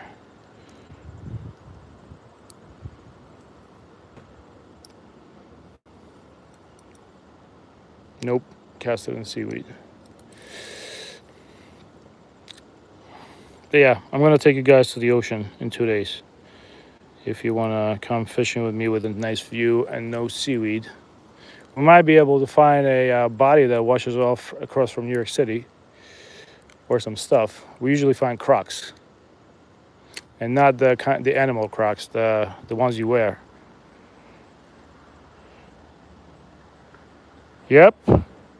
Man, this guy knows his reels. The Burn Too Cold, you got it, man. It's a Legalis LT1000S. It's my favorite reel by far for ultralight.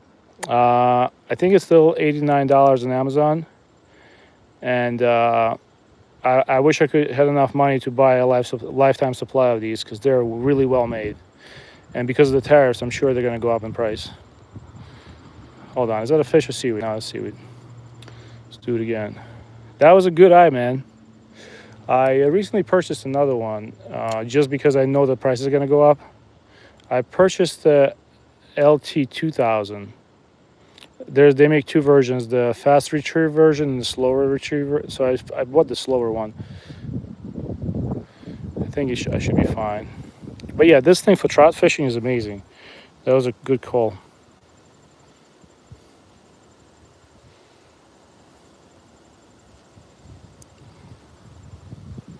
Just let it drop.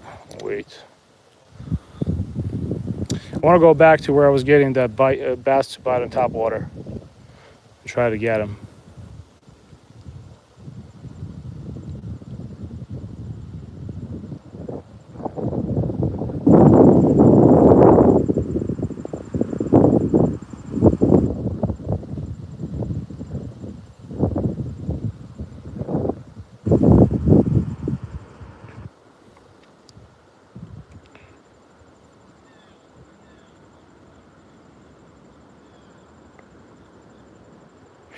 No. So yeah, Hank, I see what you wrote. I just wanted to tell you, don't get discouraged by using bait casters. I actually have a bait caster. It's not expensive. It's not an expensive one. It's a Abu Garcia Vengeance. I think it's like a $50 bait caster. So I gave up. I tried it 3 times, and I guess as a young kid say, I crashed out. I still have it in my garage, but don't give up. Watch some videos. I'm sure there's a couple of guys that teach you how to use it. You got to use the brake properly, but definitely don't give up. Definitely learn how to use it. I'm going to try again this year, but I went out And I'm not gonna make any excuses. I was just not good enough for it. I tried and tried, and I learned really well when somebody shows it to me in person. And you know, I actually was trying to watch a video while I was using it, and still couldn't get it right. I got backlash pretty badly, and that was the end of that. Like, I couldn't use it, so I basically backlashed it 3 times on 3 trips and gave up. Make sure you use the right line also. Don't use heavy line either. Use the proper, Google the what's the best line and use that. See what people say, and don't give up on it. I'm sure it's a learning curve, but once you learn, man, it's nice. I see all the videos of people using bait casters, and it looks cool. I was thinking, guys, maybe we go back to where I had that. I don't think this is a fish. This is definitely seaweed. It's not fighting back. Maybe I go back to where that bass was biting top water and cast a gulp minnow in there. If he's still there, he's going to bite. Yeah, so definitely learn how to use a gulp minnow. I mean, they use a bait caster, and that's definitely a skill I can't learn yet, but it'd be cool, man. Learn different things.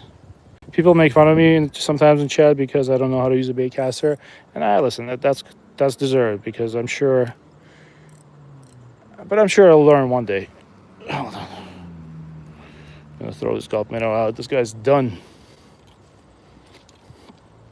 All right, guys. Here's what we're gonna do.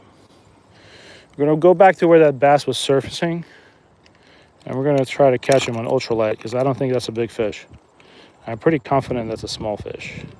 So I'm gonna grab a new gulp minnow because he wasn't striking like a big fish, and I've pulled in bass on a 4-pound line before easily.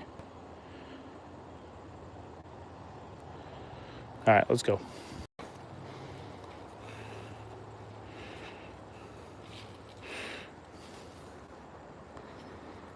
How you doing, Hubert? All right, I'm 1 like away from 100. Hook me up, guys. Double tap the screen. Maybe we'll catch a bass.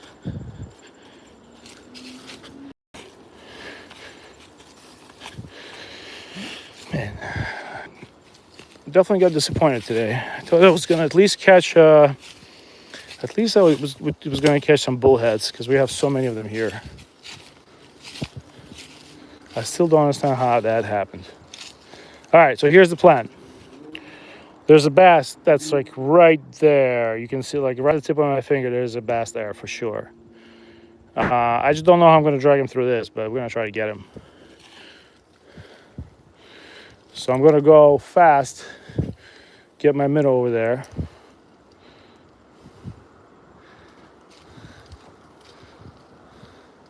I didn't get it to where he is, but next cast I will. But I'm just going to jig it off the bottom a couple of times, just for the hell of it.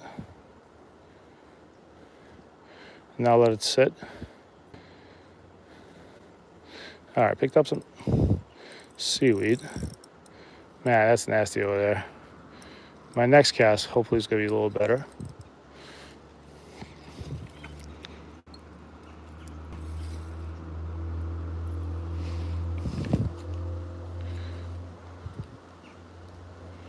All right, I just don't want to cast it over that line of seaweed because that means then I'm not going to be okay. So now I casted it past the seaweed. Let's see what we can do. I'm going to let it drop to the bottom. And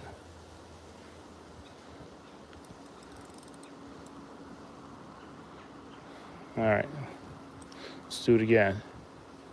This is one of those do or die things.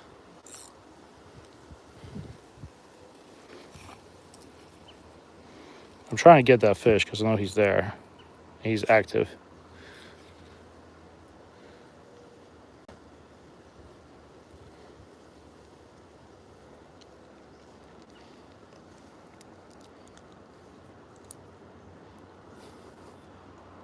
Okay, a little better. Nah, I still got seaweed. All right, last cast. Last time I'm gonna try this, and then we'll do something else. That's why fishing out of the kayak is so much better. You don't have to worry about this crap.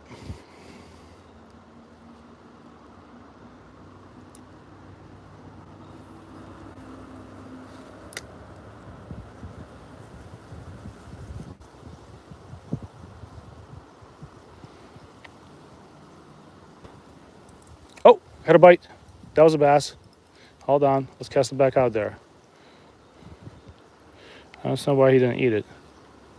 That was definitely a bite.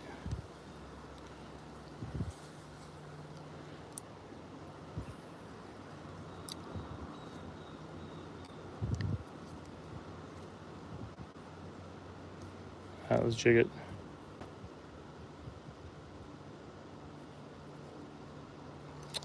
Nope, keep doing the same thing. All right, last cast with the gulp minnow. We'll move on to something else. I'm sorry, guys. I just kind of figured, since I know there's a fish there that keeps striking my topwater, maybe we'll be able to finesse him with a gulp minnow, but that has not been the case. Thinking, where can I cast it? Hold on. All right.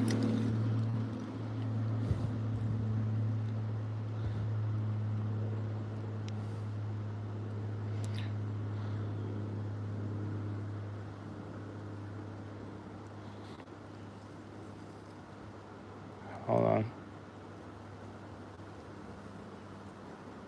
Nah. All right, let's change up.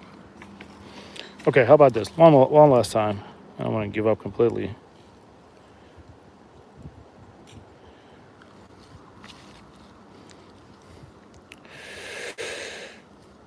Choo, choo, choo, choo, choo, choo.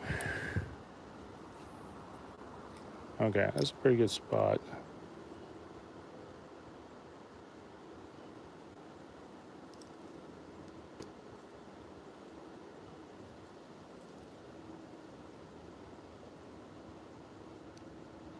Nah, this time I give up.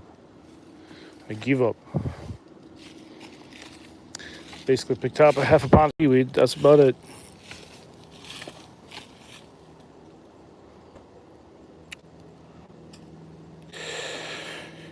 Went fishing in Maine with my kid. And it's so nice there because the water temps are higher. I mean, lower. There's no seaweed, like there's no stuff. There's no algae or anything like that. The water is crystal clear. Last cast magic, baby. I agree with it. So I have a couple of different setups. I'm gonna just to respond to your question real quick. Daiwa 1000 reel. This is just an ultralight. It's a gulp minnow, plastic. Well, plastic lure with 4-pound line and a 7-foot ultralight rod by Shakespeare. I know I've said it like 100 times, but since you asked, just gonna let it drop to the bottom.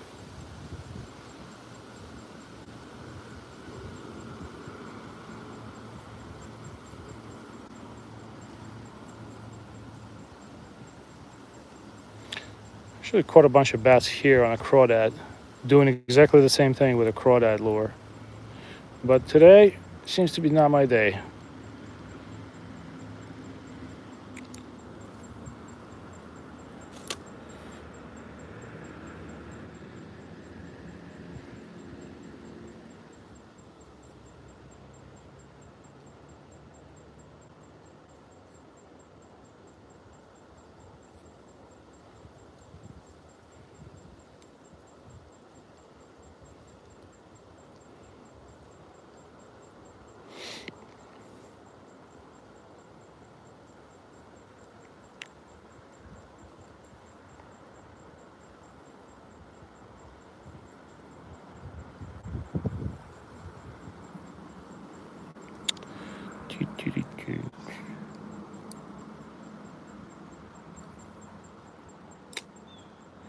I think there's a lock there. Hold on. Let's do it again. I don't think that was a fish, but there's like a snag over there. I remember from a year ago. Oh yeah. Oop. Oh no. We're in trouble now. All right. Should we go on the rescue mission? Let's try it. At this point, maybe I'll fall in the water and they'll be entertaining. All right. It's a pretty steep drop off here. Let's see. Rescue mission engaged. as long as I don't run into a snapping turtle. Don't want to lose my jig head. All right, there it is. Hang in there. Now, just have to. All right, let's come back for the rod.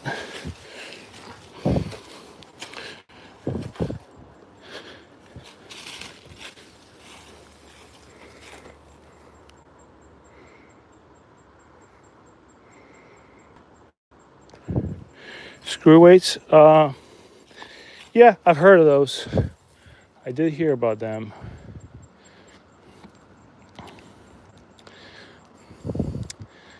All right, let's cast one time. Let's cast out one time, and let's go check the. Let's check the catfish rods. Broke 100. Thank you.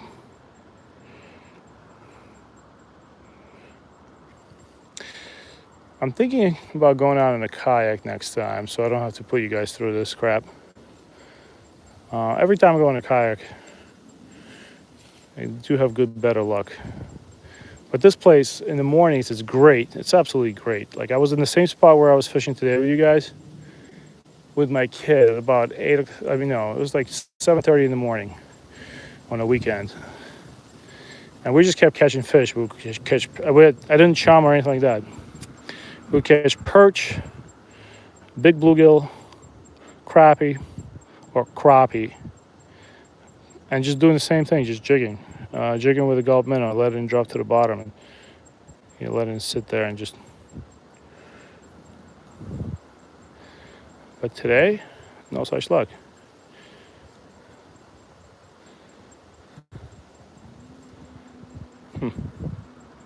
All right, let's go check the catfish rods.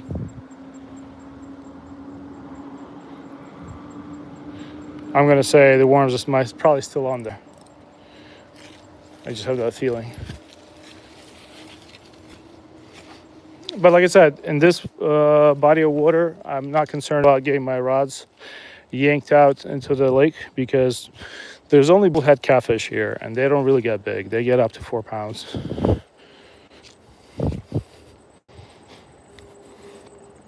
Nah, it looks dead to me. Let's check.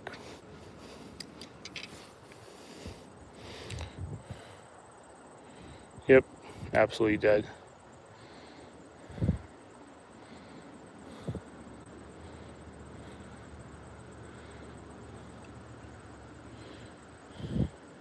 And the worm's still on there. This is how crazy this is.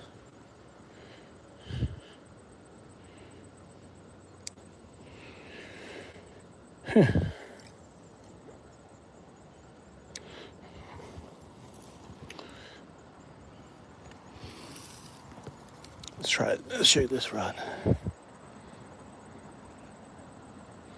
Same thing.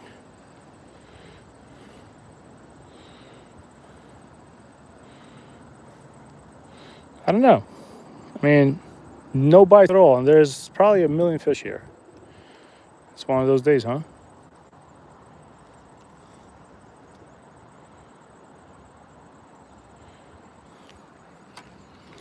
Just gonna put this here. I'm not even worried about them.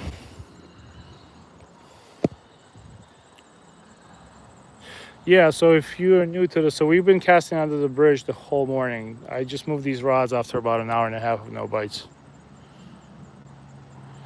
Zyron, so they're supposed to stock Jersey. I think they're gonna, here's the problem. We're in New Jersey and we had no water. So technically they're supposed to stock trout starting October 14th. But the way last year went, they wouldn't stock most of the streams around me. And they just put, because of the water levels were so low, and they just put the fish in the Round Valley Lake. I don't know if you know the area, but who knows? Maybe we'll have some crazy rain and they'll put the fish in the water in the rivers. But if there's going to be trout around, we'll go and catch some. I'm usually pretty good at catching trout, mostly because it's just stock trout. But I'm also pretty decent at catching eels and catfish. And today, I'm just embarrassing myself all day. Yeah, but trout fishing should start. I'm waiting for the stripers to start running so I can take you guys to Sandy Hook. I wish I had a night pass this year, but I don't.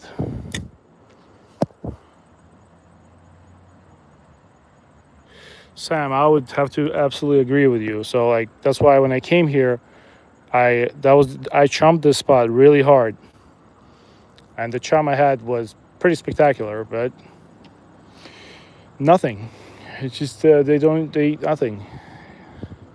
And at the same time, my kid and I would come sometimes catfishing, and we'll have a catfish within the first 20 minutes. So, no bites. I wonder if they just left to a completely different area of the lake.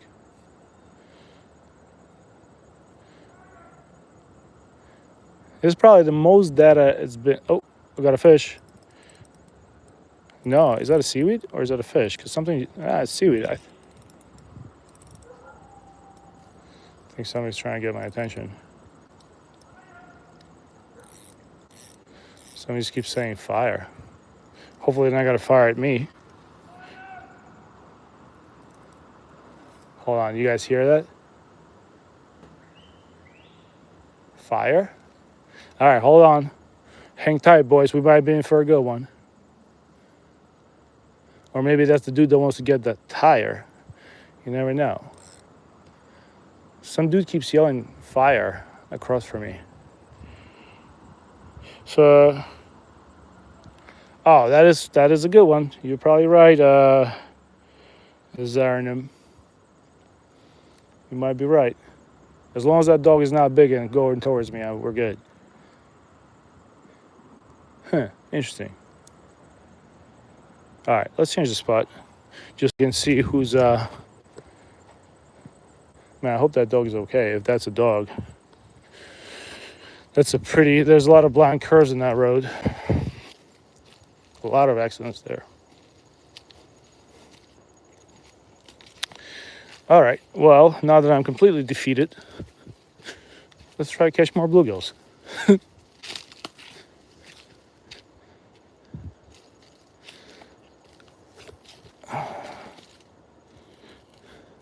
Yeah, I don't know why I didn't think of that as somebody calling their dog. You're probably right.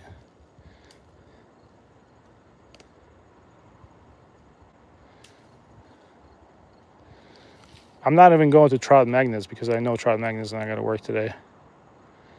If the gulp minnow doesn't work, there's zero chance of any artificial lures working, usually.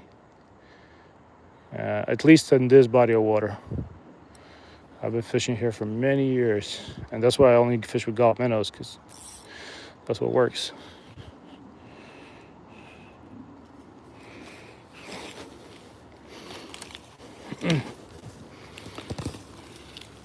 Man.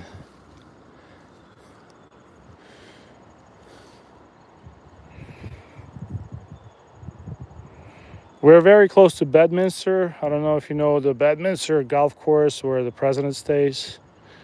And what's the big town that's close? That's the popular town that's close by. That's why people that are, from other states, people hear about the Trump National at Bedminster. Actually, sometimes on the stream, I'll fish. Wait, is that a fish? Hold on. Oh, boys, we got us a fish. We got us a big boy fish. Hold on, let's get him up. Oh, yeah. All right.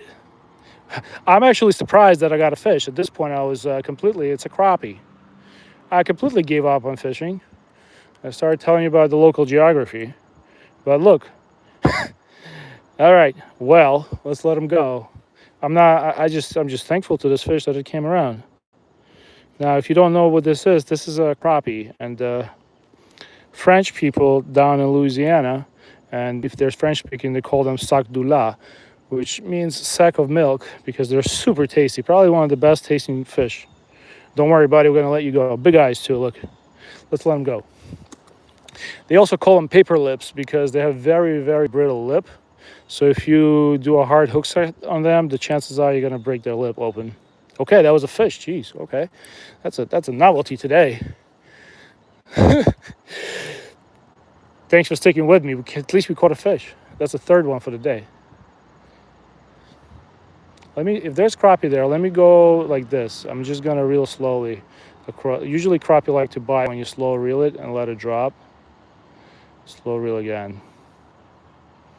Oh, that was definitely unexpected. But yeah, we're fishing pretty close to the Bedminster National Golf Course. Actually, as a driver, I do go there and work there as a. Sometimes I work for Uber and I'll get pings there. Sometimes I'll work for Lyft Black, and sometimes I have some private clients that I pick up from there. Security is top notch there. I think my car's been searched about 1,500 times for it. Actually, a bunch of decent guys there in terms of security. Never had an issue. Yeah. Crappie. You found the pike? Tim, good job, man.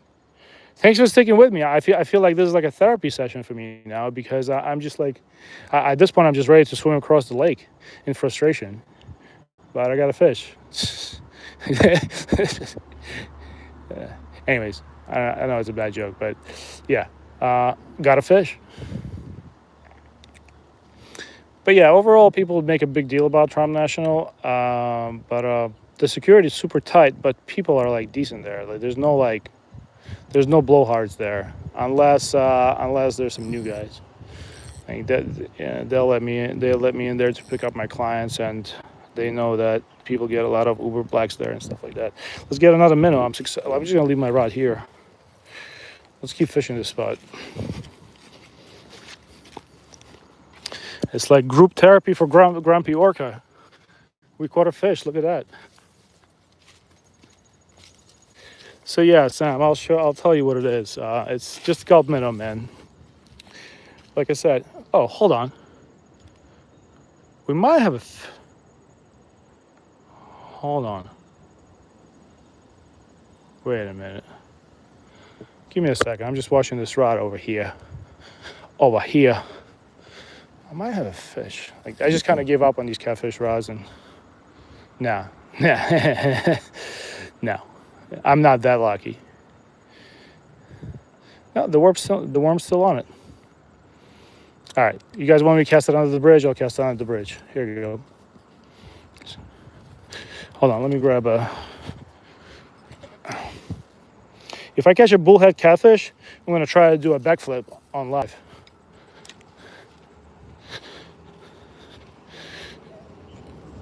All right. These are you can actually buy these at Walmart for $1.99. They're actually pretty decent. I know they're not great, but yeah, this is all I fish with. If you want a print screen right now, Black Shed is pretty good. There's a bunch of other flavors, but use the 2.5 inch. Even small fish buy the 2.5 inch. You can catch bass with these too. Obviously, we're catching mostly nothing today, but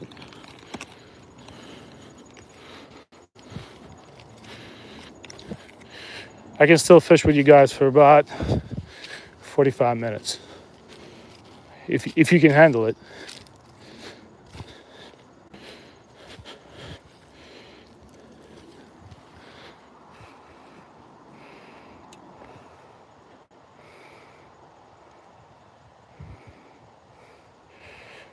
So no, just to answer, this is the third fish we caught on live. But I actually showed up today with a cooler backpack. I was planning to catch a bunch of fish from my parents. They like to eat fish once in a while. They gave me a request. But I'm not even going to start putting fish in on ice, because I don't think I'm going to catch more than... The way it started was really bad, so I figured today was just going to be catch and release day. Because next thing you know, we're going to be on fish. Fish. Oh yeah. Got that little hook set. This feels like a bluegill, but it doesn't fight me anymore. Hold on. We got us a fish, boys. Look at that. Yeah, it is another crappie. Damn.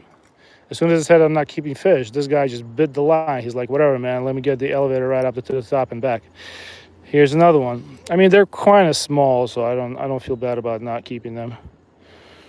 We're gonna come back and catch them later.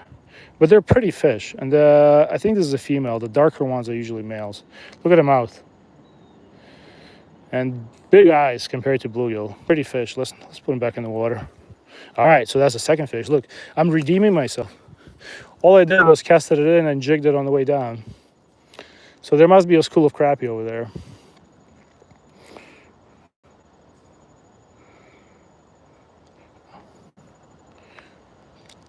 You might be right about the clouds. So you're trying to say that when the clouds cover up the sun, they think that it's night, like the nighttime's coming. Is that what you're saying? That actually makes sense because the fish do bite hard on sunset. What do you know? What do you know? What do you know? Not a fish. Oh, and it's jumping out, so you know what that means, boys. That's a bass. Let's get him. Come on, big boy. Come over here. Oh, Grumpy Orca happy now. Yeah, boy. Yeah. Woo! All right. How about that? I told you we can get a bass on the Gulf Minnow. That's a nice little Jersey largemouth. It's not big, but it's a fish. Pretty one too, feisty. These are actually super good eating. I'm not gonna obviously keep them, but that's a bass. That's better than nothing. Pretty fish. Let's put them back in. All right. Times are changing. Never give up. Let's get another one. Grumpy Orca is en fuego. It's just gonna die off now. I actually was twitching on the way down. That was good. I even jumped up. That's how I knew it was a bass. As soon as it jumps out of the water, that's how you know it's a bass. Bluegill and crappie never surface.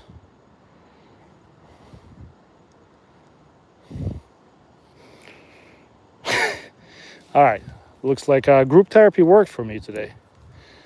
I was complaining so much the fish started biting.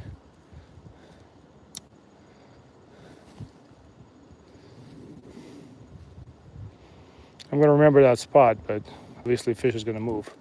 But that was good. At least we got 3 crappie. How many? No, did we get 2 crappie or 3? I forgot.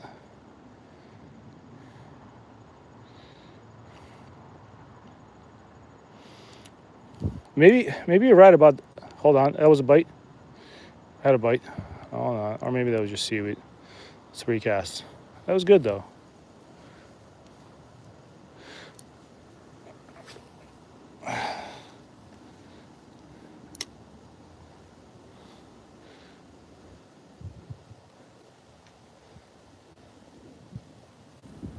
Actually, just watching the fishing line go in the water. Just give it a little twitch. But I really like this. This is a hybrid Yuzuri line. I talked about it a few times already, but in case you're new to the stream, you can get this at Dick's Sporting Goods for, I think it's $7.99. It's 250 yards. It's a hybrid line between fluorocarbon and mono. Has a feel when you get a bite, it feels like fluorocarbon and get that immediate feel in the line. But it still has a little bit of stretch because it's combined with mono. And it's cheap. It's decent. I think from now on I'll be putting this line on my rods. Also, the positive is fish can, like the fluorocarbon line is less visible to the fish.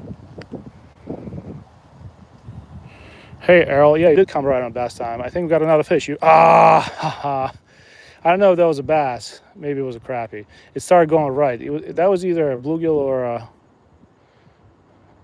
but you know what? I think I found where they are. I'm just doing that little twitch.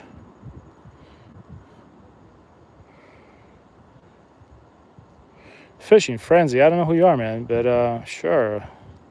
Are you new? Are you new to YouTube? Some kid joined yesterday. He actually has a small channel. I subscribed to him. I really can't give shout outs to people. Plus, who am I? And Grumpy Orca, you know, don't have that many followers. But I did follow some kid yesterday that came to the chat. All I told him was to just comment on one of my videos so I can find your channel.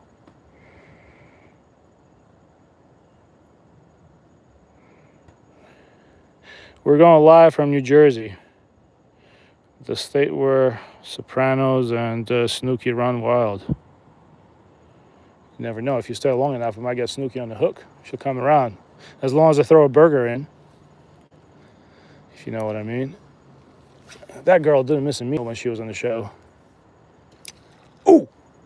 Okay, hold on. That was a bass just jumping. Look at that. Hold on. Damn, boy. It's picking up. As soon as I gave up on fishing, fishing started getting good. Hold on. Let's cast in there. I'm getting excited.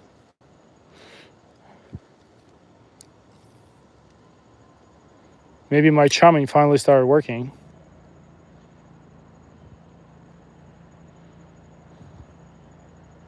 Just gonna cast in there and jig the minnow. Let it drop. Nah, probably gonna pick up some seaweed.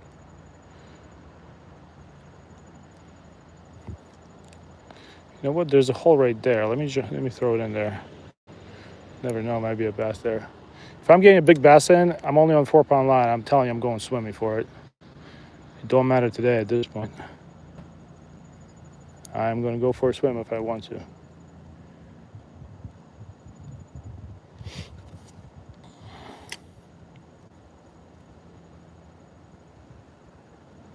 Nah. All right. Let's keep casting.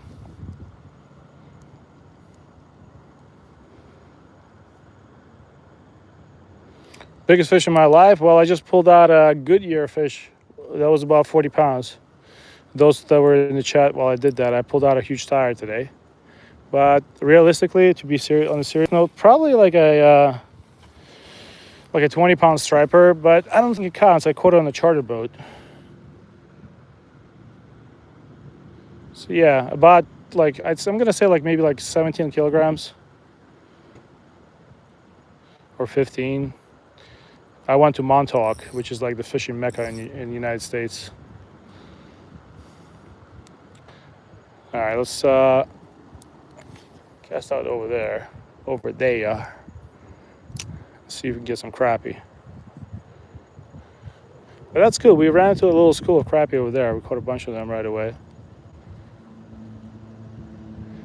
And then followed out by a bass. There's something about ultralight fishing, man. It's light. You can go anywhere with your ultralight rod. Portable. Every fish feels like a huge fish. And it's great for when you have kids. I don't think that's a fish. I think that's seaweed. All right, let's cast back in the spot where we're getting fish.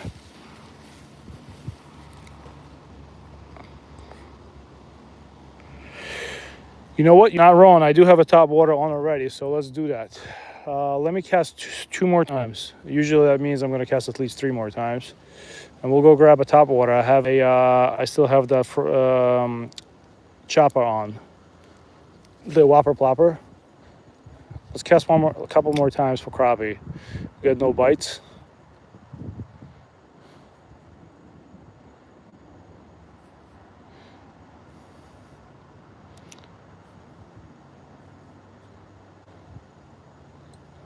Fish.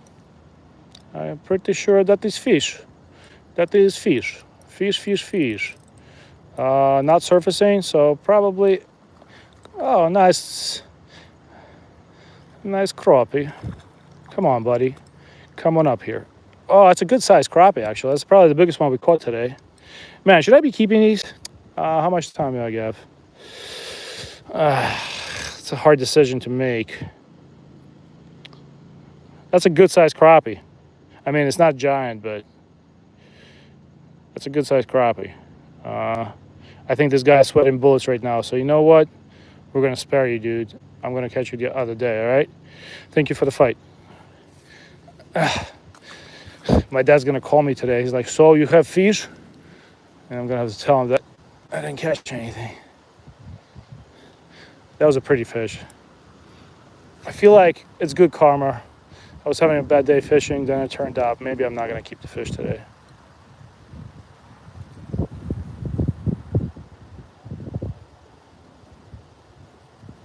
I feel like I picked up some seaweed.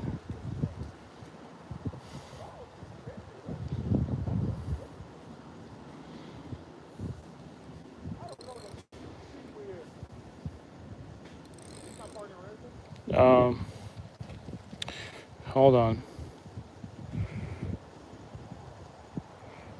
Jerry. Yeah, Sam, you're not wrong about that. Whoever asked me for what I'm fishing with, take a screenshot of this, or I can do it like that. I'm telling you, I don't work for Gulp. Trust me. I'm just a broke Uber driver. But take a print screen of this. Black shad works the best for me in Jersey. There's a crawdad in here. That's from the Trout Magnet kit. But you want to get the Gulp minnow. They're very, very good. They work like magic for trout too. It's my go-to lure. And just put it on any jig head of your choice. I would say use 1/64th. You're gonna use 1/32. But if you the less the weight of the jig head, the more natural is the presentation of your lure. And the slower the fall is. So like, you know how people like to fish Texas rigs with no weight, and it's all about the drop. So that factors in. A lot of bass will bite minnows, or these Gulp minnows, on a drop.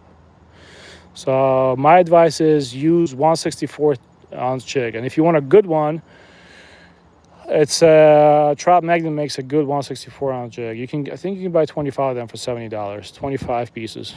That should probably last you a year. I mean, if you have a kid, that's going to last you about a month. But like I said.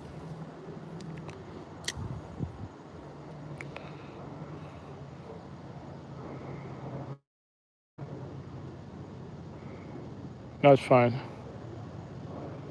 Oh yeah, I do love spinners for trout. The problem is we have so little water right now. We don't have big deeper. Oh, hold on, we have a fish, boys. That was on the drop. Oh, that's you heard that reel going? That's a good fish, boys. Oh, we got ourselves a little fight. All right. Hold on, he's running. Why are you running? Why are you running? Keep catching these crappies. Oh man, this guy swallowed it. Also, I'm a 20% on my own. Oh man, because couldn't keep my mouth shut. This guy swallowed it. Let's see if I can. All right, let's get him. Let's get him back to where I was sitting. That sucks. I might have to keep this fish. My tool is back where I was catfishing. So yeah, this guy I was, blabbing away, and as the minnow was falling, this guy just ate it on the drop.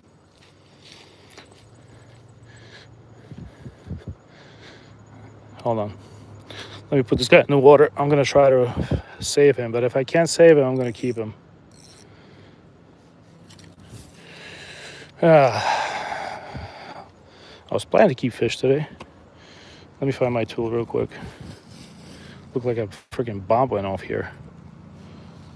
Now, where's my... Hold on.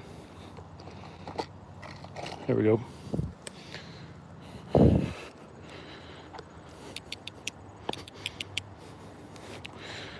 Oh wow, he's actually jumping out of the water. Hold on, bud. Let's try to get you fixed up. But if I can't, you're gonna come with me. Ah, that sucks. I'm sorry, buddy. I said I wasn't gonna keep fish today. Let me see if I think I can let him go. Hold on. I think we can save this guy and let him live. Let's try it. No guarantees, though.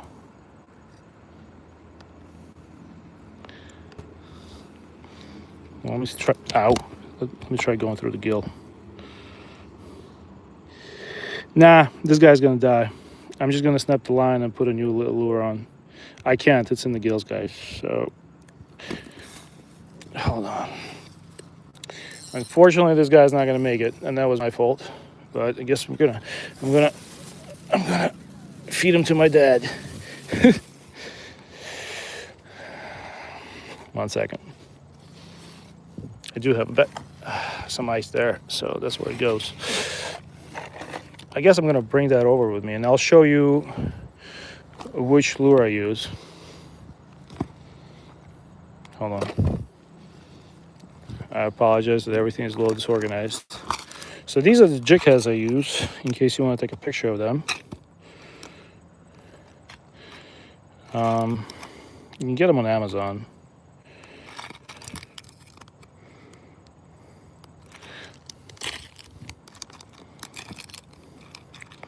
Should we go with the white? Let's go with the white. I found that white works a little better for crappie. All right. Let me grab my battery pack.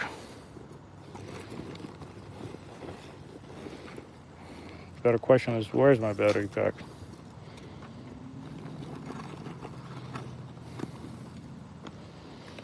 Pretty sure I had it. Did I not take it with me? Let me see if I can use this one. I have another one. I think I left my other one in the car.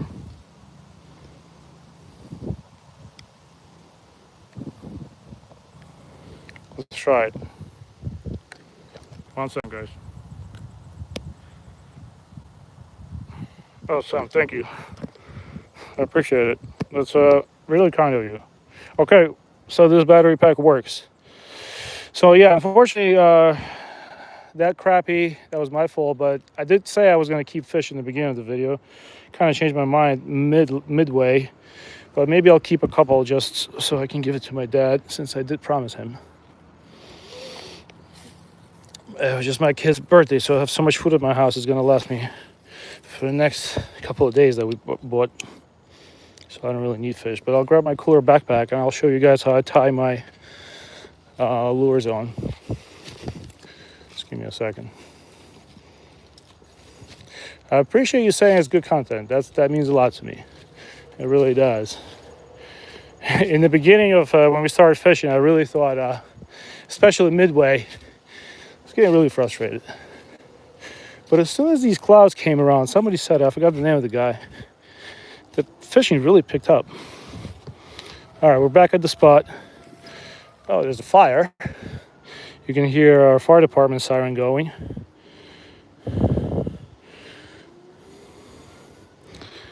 I'm just happy I have a battery pack.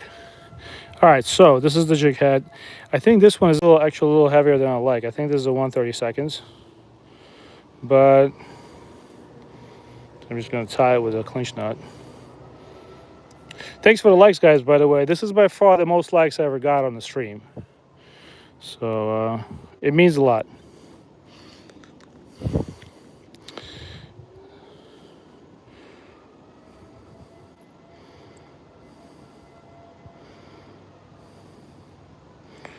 All right. And then I just feed it through that. Hold on. The pressure's on when there's 100 people watching you. Jeez. Okay, hold on. My finger got stuck. So yeah, just feed it through. Wow, my fingers look disgusting after putting worms on. I'm gonna make a bigger loop. So just twist it. I don't know, everybody got their favorite number of times. I go for lucky 7. Feed it back through a loop.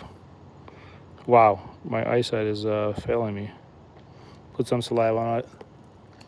You want to lubricate the knot this way. It because what happens is when you clinch down, actually you create heat. And when you create heat, especially monoline, you do create quite a few degrees of heat when you clinch down, especially if you go fast. So the line actually heats up and breaks. Let me take that piece and throw it into my backpack so we're not polluting. All right, hold on. I have a cooler backpack, that's why. I'm not just throwing fish in the backpack. There is a liner there. All right, so we got our jig head on, right? We're on 4-pound line. We're gonna take it, and we're gonna throw on our gulp minnow. A gulp minnow. All right. I'm gonna show you how I put it on. Hey, how's it going, Paul? I did. Oh, I got around 100 subs. Holy crap. Okay, well I think that's better than I deserve, Demon. Demon actually stays around for almost every stream I do. I think I'd say every stream. So that's it. We put a gulp minnow. Last time I was using a black jig head. That black jig head is right now in that fish that swallowed it. So we're gonna try going with white. And this underspin is what I love about this. And we're on an ultralight rod for those that have just joined us. And we're just gonna, hold on. What am I doing here? Oh yeah. Hold on one second. I got a line wrapped around my reel. So yeah, before you cast, it's a good idea to check if everything's okay. And we've been having good luck right where my finger is. About 50 feet out. I think there's a school of crappie over there. So I'm just gonna let it drop because that's exactly how I got the last fish. I'm not even gonna do anything. I'm gonna let it drop for 3 more seconds.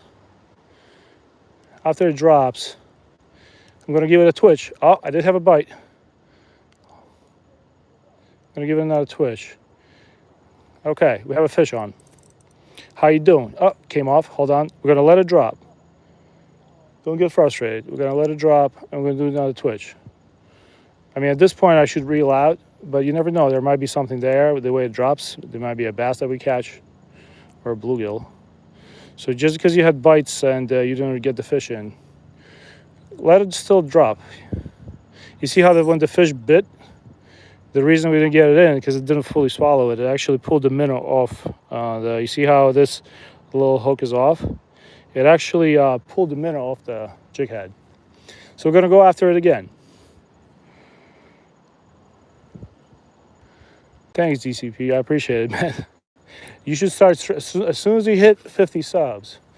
Check the connections where you go and try streaming, man. All right, we're gonna let it drop, and then we got a fish. All right, how we doing? Fishing with Grumpy Orca picked up today. Thanks for people encouraging me in the chat. I mean, I need a crappie, really. This guy's going for the weeds. It is a crappie. I think it's a crappie. Let's get him in here. Yep. Oh, we got him. We got one. Okay, so at this point, I make a conscious choice to keep fish because we have one in the cooler. So I'm going to keep about 6 of these if I can catch 6. Good size fish. Not a giant, but I can't tell you how many inches. I'm going to assume at about 10, 11. All right, so we're going to put them in the cooler. Like I said, I was letting them go, but once that guy swallowed the hook, I decided to keep some for my dad. Sorry, I got my line tangled. So we're going to do the same thing again.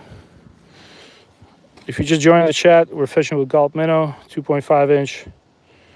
We're just casting it out there on the ultralight rod, 7-footer, with 4-pound line and a 1000 series reel. We're going to get another crappie in. All right, that was a little short casted, but I think the gulp minnow is actually beat up. That's why I didn't fly far. Hold on, we're going to let it drop and twitch it. Let it drop again, twitch it again.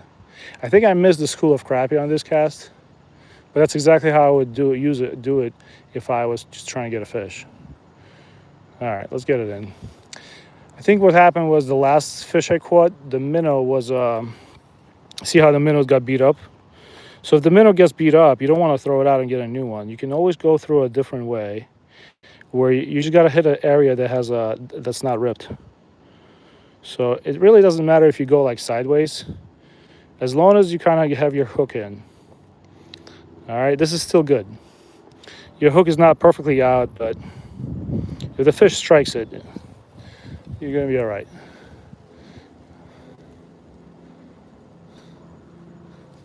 All right, the fishing picked up a little bit. That's a good spot right there.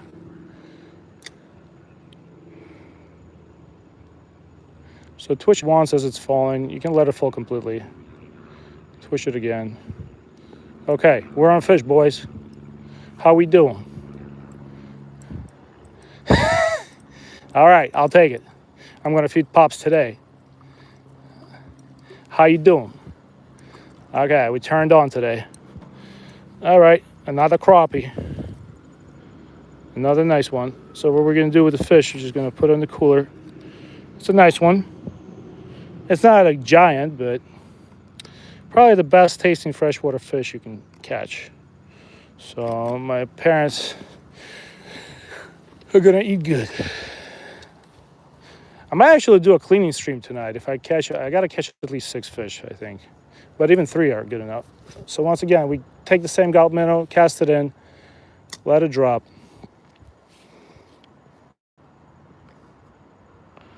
I might push 150 lags. I can still fish for about 20 minutes. All right. So I let it drop again, twitch it again, and then slow reel it and let it go. There's really no, but what I can tell you, the most important thing is to reel slowly and twitch it. In the spring, you really don't want to. I don't twitch it for crappie, but around this season, they're more, especially when we haven't had rain. You really want to give it a little bit more action to get the fish more like, present as a dying fish almost when the fish is not biting hard. This minnow is pretty beat up. We're gonna try to catch one more fish on it, and then I'll switch it out.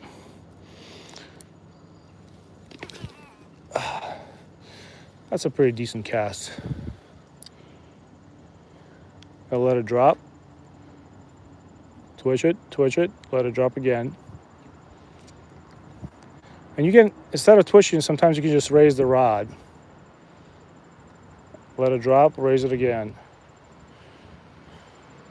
I think the reason I'm not getting, if there's a fish there, it's not biting because my minnow is pretty beat up. Let's do it again.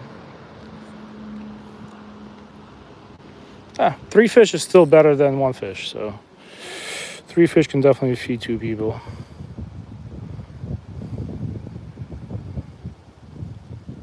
So for those that are just joining me, I usually do not keep fish.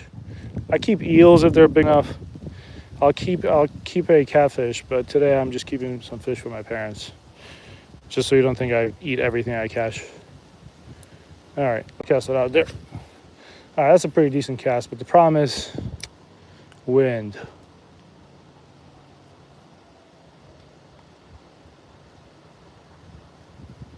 Something big there.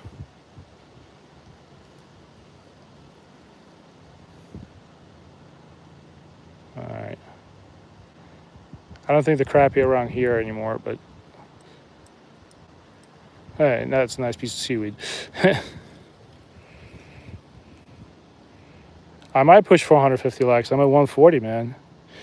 If you don't know how to like the stream, and I'm not asking for it, unless if you feel like I deserve it, it's you got to double tap the screen.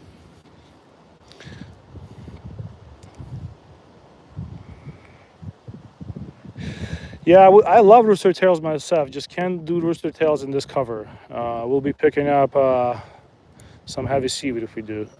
Okay, I think one more time for this gulp minnow. Oh, it's a perfect spot right there. If I don't get a bite, that probably means I'm clearing out that school of crappie. That's kind of where I was getting bites before. So I caught about 6 or 7 fish on the stream from that spot. But I only started keeping them after one of them swallowed the hook. So far I have 3 in the cooler. Let's try it again.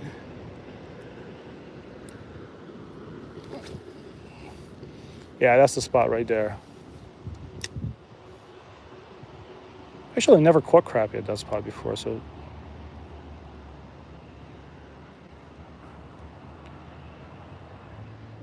All right, let it drop.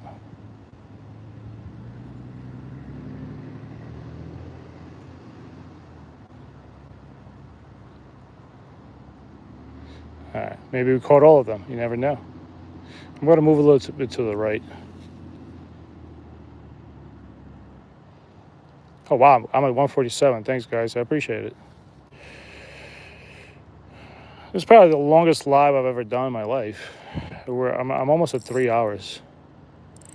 All right, before I switch to minnow, I want to cast a couple more times. The minnow's pretty beat up. It's sliding on the hook.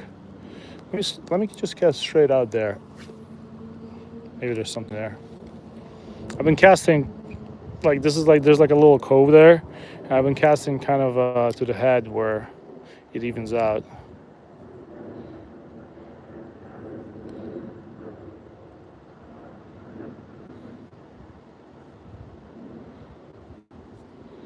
All right. I think if I put a better minnow on, we'll be able to cast a little further. Because every time I cast right now, I'm worried that fish. Oh, okay. I think this might be a bluegill. If it's a bluegill, I'll still keep him. It's not a small bluegill though. Let's get him up.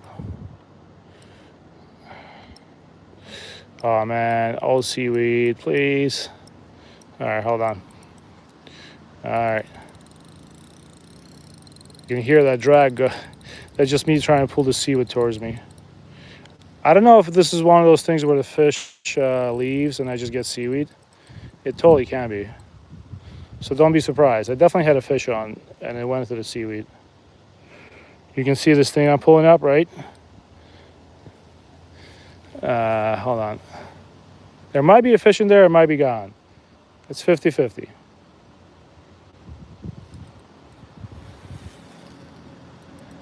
That's the only problem of fishing in seaweed. I'm taking it easy because I really don't want to break it off right in front of me.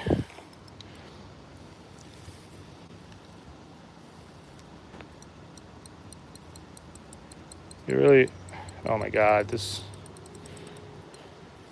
dude, there's enough seaweed here to like feed a family. But you gotta appreciate the knot strength of that hybrid line. All right, who got the money on the fish and being inside of there? Oh, there's a fish inside of there. How you doing, buddy? I did call it.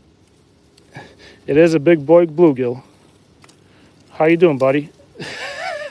I hope you guys are getting entertained by the Jersey seaweed. That's a giant bluegill. All right, buddy. You're unfortunately, your luck runs out today. You're going on the grill.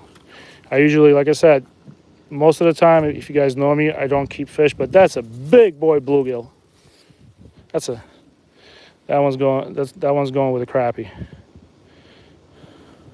That's a chunky bluegill. No offense, buddy. Look at this guy.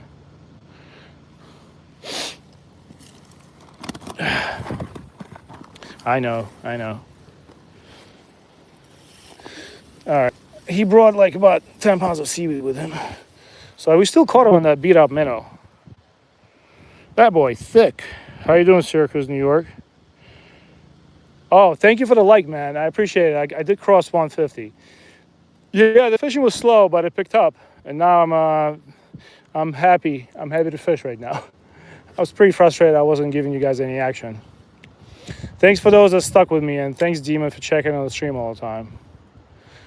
I know what you're doing, man. I appreciate it. So we're just going to twitch it a little bit.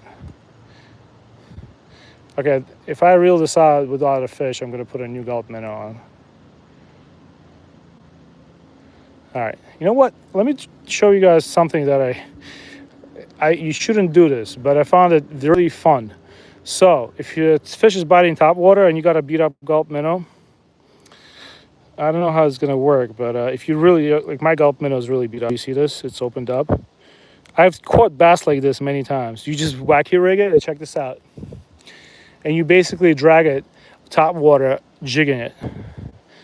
I know it's silly, but I've caught fish like that many times. Watch this.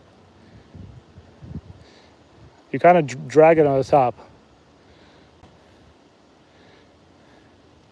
And you do these, you basically jig it. It looks almost like, and then you let it fall. Jig it up again. Yep, fish. I just had a fish. That was a bluegill though. I don't think that was a bass. So I know silly stuff like this still works. Because it kind of falls like a dying fish. I just had a good bite too. I saw the fish go after it. I think it was a bluegill. But yeah, something silly like this, if you have a cleaner hook, you can actually catch fish on. Let's try it again. Just for fun. At least we're having fun today.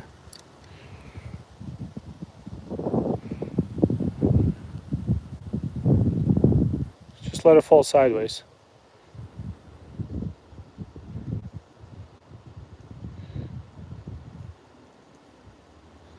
Hold on, I'm gonna get it to where that bluegill was biting it.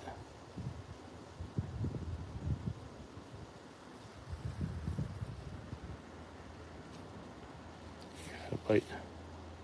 Let me read what you wrote. Hold on. I'm gonna cast that one more time and read the chat. Actually, hold on. Just for fun. Since we're already catching fish, I think one time's not gonna hurt anybody. Thanks again for putting me over 150. That is that breaks my record by a lot. That I think my record stands at like 124. All right, we're gonna just let that bluegill drop to the bottom like sideways, right, so I can read. I can't understand any foreign languages. Maybe Russian I can read. This morning I was fishing on red bass. I found a spot within 10 minutes. I had a real bunch of them. Dude, as long as you find a school and you're having fun, that's what fishing is all about. I still think there's like no wrong way to fish. I know there's a lot of snobs in the fishing world that think, and I respect that. If they're professional fishing guys and they see some dude fishing on YouTube, yeah, they can make fun of him. But if you find a spot and you're getting fish, I don't care the size of the fish and I don't care what you catch them on. That's what fishing is all about. I think 90% of people around the world fish for small fish on very cheap setups. All right, let's put a new gulp minnow on and try to get a couple more crappie since I started keeping them. And then I'm going to wrap this up in about, I'd say, 10 or 15 minutes, if you guys are going to stick with me. I really appreciate you guys in the chat. I know we started off slow, but man, I feel like we had some good fishing, especially with the last crappie frenzy. At least, I hope so basically what I do with the gulp minnow, take it out of the bag, I take the hook, and I feed it right through the mouth. And I basically kind of slide the crappie, the gulp minnow on, pop it out of the back, straight up, and kind of push it onto that little hook. So now this gulp minnow is going nowhere. And this underspin, when you jig it, it really shines. It pops in the water, and that's what gets them to bite. You can either use black jig head or white jig head, or you can use just lead color jig head. I just for some reason found black jig heads work better in our water because it's murky. I don't know what it is. So I just eat it out there. Oh, it's a perfect spot. Hold on. Let it drop. Kind of watching my line curvature. If there's a bite, it's gonna start going. I'm just jigging it lightly. Yeah, maybe all the crappie's gone. You never know. But before we finish the stream, I'm going to check those catfish rods I had out. I have no hope for that, but we'll see. So I'm just jigging it and letting it drop to the bottom. You can do smaller jigs. All right, so obviously no fish this time. But for those who really want to learn how to fish with gulp minnows, it's really simple. If I can do it, anybody can do it. Once again, you don't want to, especially in the fall and summer, you really want to let it drop to the bottom. So you cast it out, you wait for about, I don't know, depends how deep it is. For every foot should be a second. So I'm going to keep waiting. And about maybe like 10 seconds in, you're just going to tighten up your line and just give it a little twitch. And watch the line. If there's going to be a bite, the line is going to start moving in, obviously, because there's a fish. You want to give it another twitch. But you can also change up your technique. You can give it 2 twitches. Sometimes that works. You never know. You can have 2 guys fishing next to each other, and one guy gives it 2 twitches and catches all the fish. He does something with his wrist. That can make a difference too.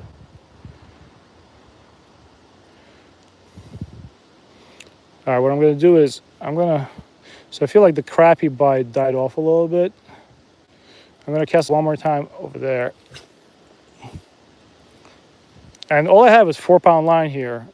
Sometimes I even use 2-pound line, but I think if it were on 2-pound line, I would definitely break off that bluegill. So just wait, let it drop.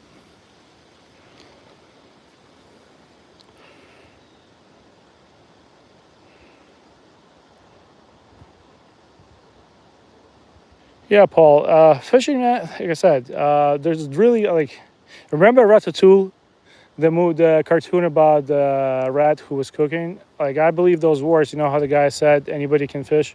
I mean, anybody can cook. I think it's the same thing with fishing. Like, it's just like cooking. It's different for everybody. I'm sure there's professionals out there, but there's some guy out there that fishes completely different from everybody else and catches the most fish. It's kind of like almost like an art. And then there's fly fishing and everything else. There's so much to learn, but you should never be ashamed of you know, fishing, whatever you fish and whatever method you use, if that method works for you, you're good. Because when we started fishing, it was just, we were not very good at it, but it worked. We just go out and catch some fish. It's better than sitting home, I'll tell you that.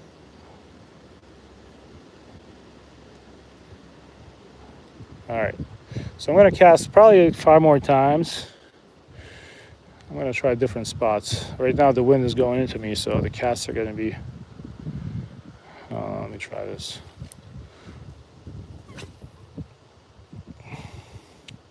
Just gonna let it drop.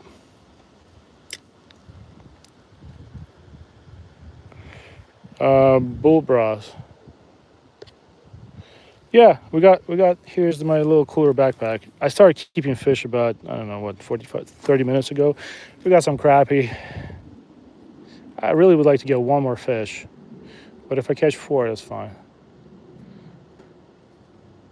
I'm gonna clean them tonight, put them on ice.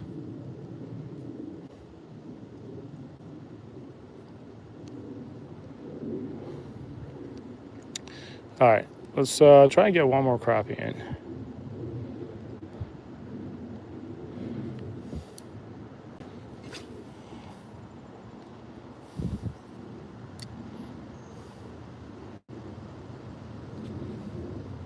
At some point, there was just a fish every cast. That was pretty cool. We released a lot of fish too at the beginning, but then one of them swallowed the hook, and I started keeping fish.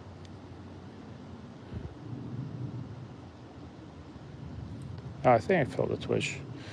I think my hook set is a little too strong. All right, you know what? There's a little area over there I want to cast to. I'm going to cast a little closer to shore.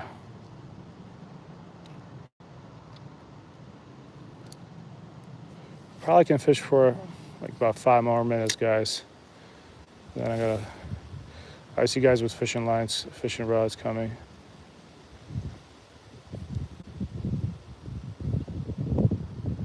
Okay, they're just going to fish across from me. Right. There's one bluegill here that I saw attacking when I was doing the wacky rig setup. Oh, I don't know. No, that's not a fish. That's seaweed. One thing I love about this reel, the diode reel, just for the drag sound, it's so worth it. That's actually why I bought it. I was watching this guy review the reel, and I heard the drag sound. It was just so intoxicating. I was like, I have to get that. And that reel has not let me down. You know what I'm going to do? I'm going to switch up a little bit. For my last couple of casts, I'm going to go, ouch. There's a huge rose bush here. Hold on. I'm going to get closer to that cover where I was catching crappie. And yeah, here we go. I'm going to try a couple more casts before we call it a day. Thanks for sticking with me, guys. Oh, you're a chef? Nice.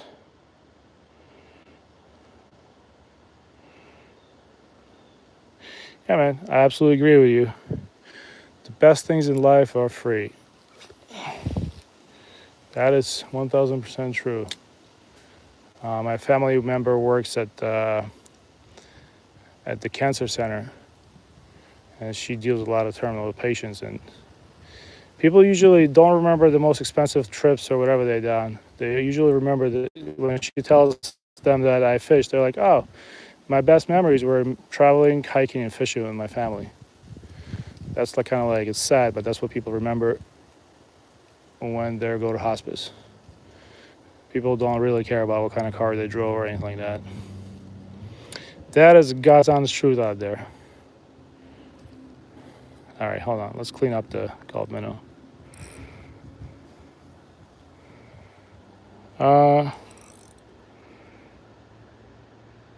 Oh, dude, Demon, no way. I broke 1400. Nice. That's awesome. Thanks for keeping an eye on that. So yeah, this is going to be by far my most successful stream in my life. I appreciate you guys. Thanks for sticking with me. I know the start was pretty slow for those that stuck with me for a couple hours.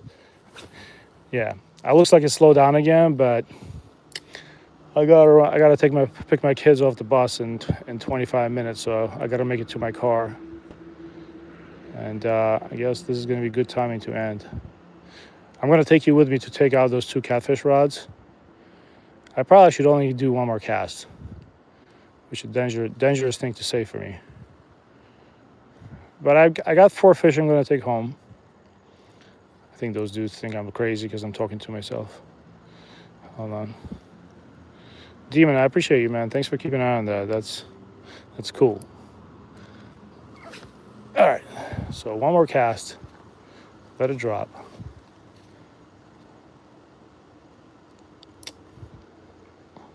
But yeah, everything about this reel is great. Like, it's well put together. I'm gonna twitch it for.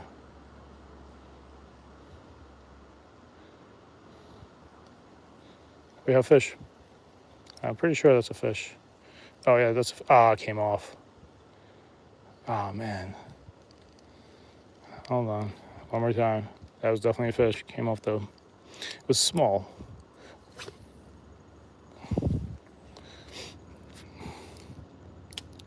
Thanks for the likes again, guys.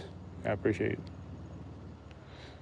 So yeah, the tally is, I think I caught about 10 fish today. All of them came in the last hour of fishing. I kept 4 to clean for my parents, and I think that's pretty decent. Basically, my parents are gonna have dinner, and I had some good time pulling those fish in. All right, you know what? 1 more cast after this one. I really have to run back to my rods. I really want to catch a fish, but you know how that goes. When you really want to catch it, you don't catch it. Same thing that happened in this stream. I'm really whipping this thing. All right, let's let it drop. Hey, how you doing, Mr. Smith?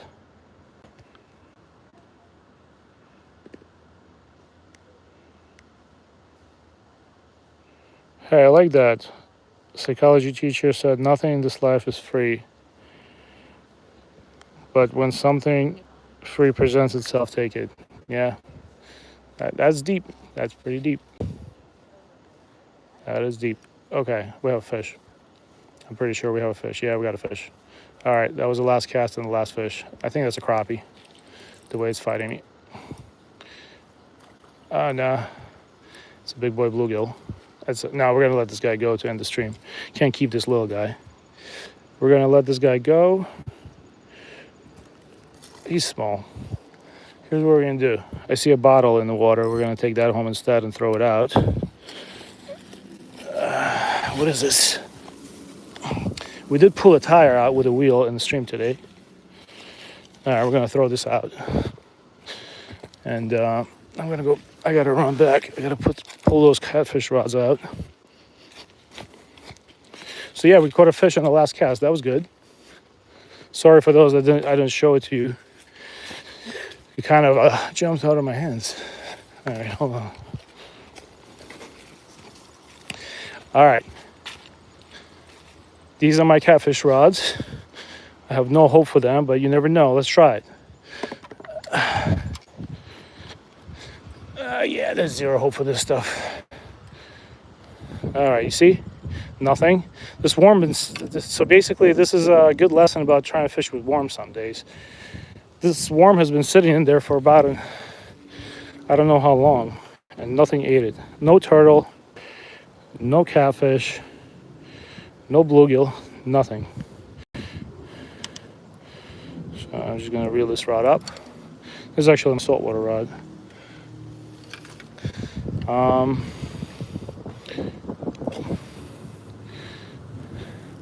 But yeah, that's not a fish. No way. What? No, that's seaweed. There's no way there's a fish on the end of that. Hold on. Maybe wait, what? Hold on. What the hell? Oh, there's a fish on the back. Oh, there's a fish there. Hold on. Oh, it's a good-sized bluegill. We'll take this guy. Okay, so what do you know? When Grumpy Orca gets sad, he starts catching big fish. I mean, it's not a huge bluegill, but he swallowed the hook. So we're just gonna what I like to do is, that's why I like to use these leaders. So I'm just going to disconnect him and throw him in the cooler. Not a huge guy, but he's probably going to die anyway. So we finished off the stream with 5 fish, some junk. We pulled out a tire and a wheel. I appreciate you guys. Thanks for sticking with me. And thanks for encouraging me. Today definitely was an interesting day. It turned around. I'm going to run to my car now. Got to go grab my kids. Thanks again. And thank you for those that let me know. Thank you, Demon, for keeping tabs on my subs. Have a great day, guys. Yeah, Jerry, that guy swallowed the hook completely. He's been sitting on that hook for a while, so he's not going to make it. That's why I took him. I didn't mean to disappoint you, but thanks again, guys. Have a great day, and go do some fishing.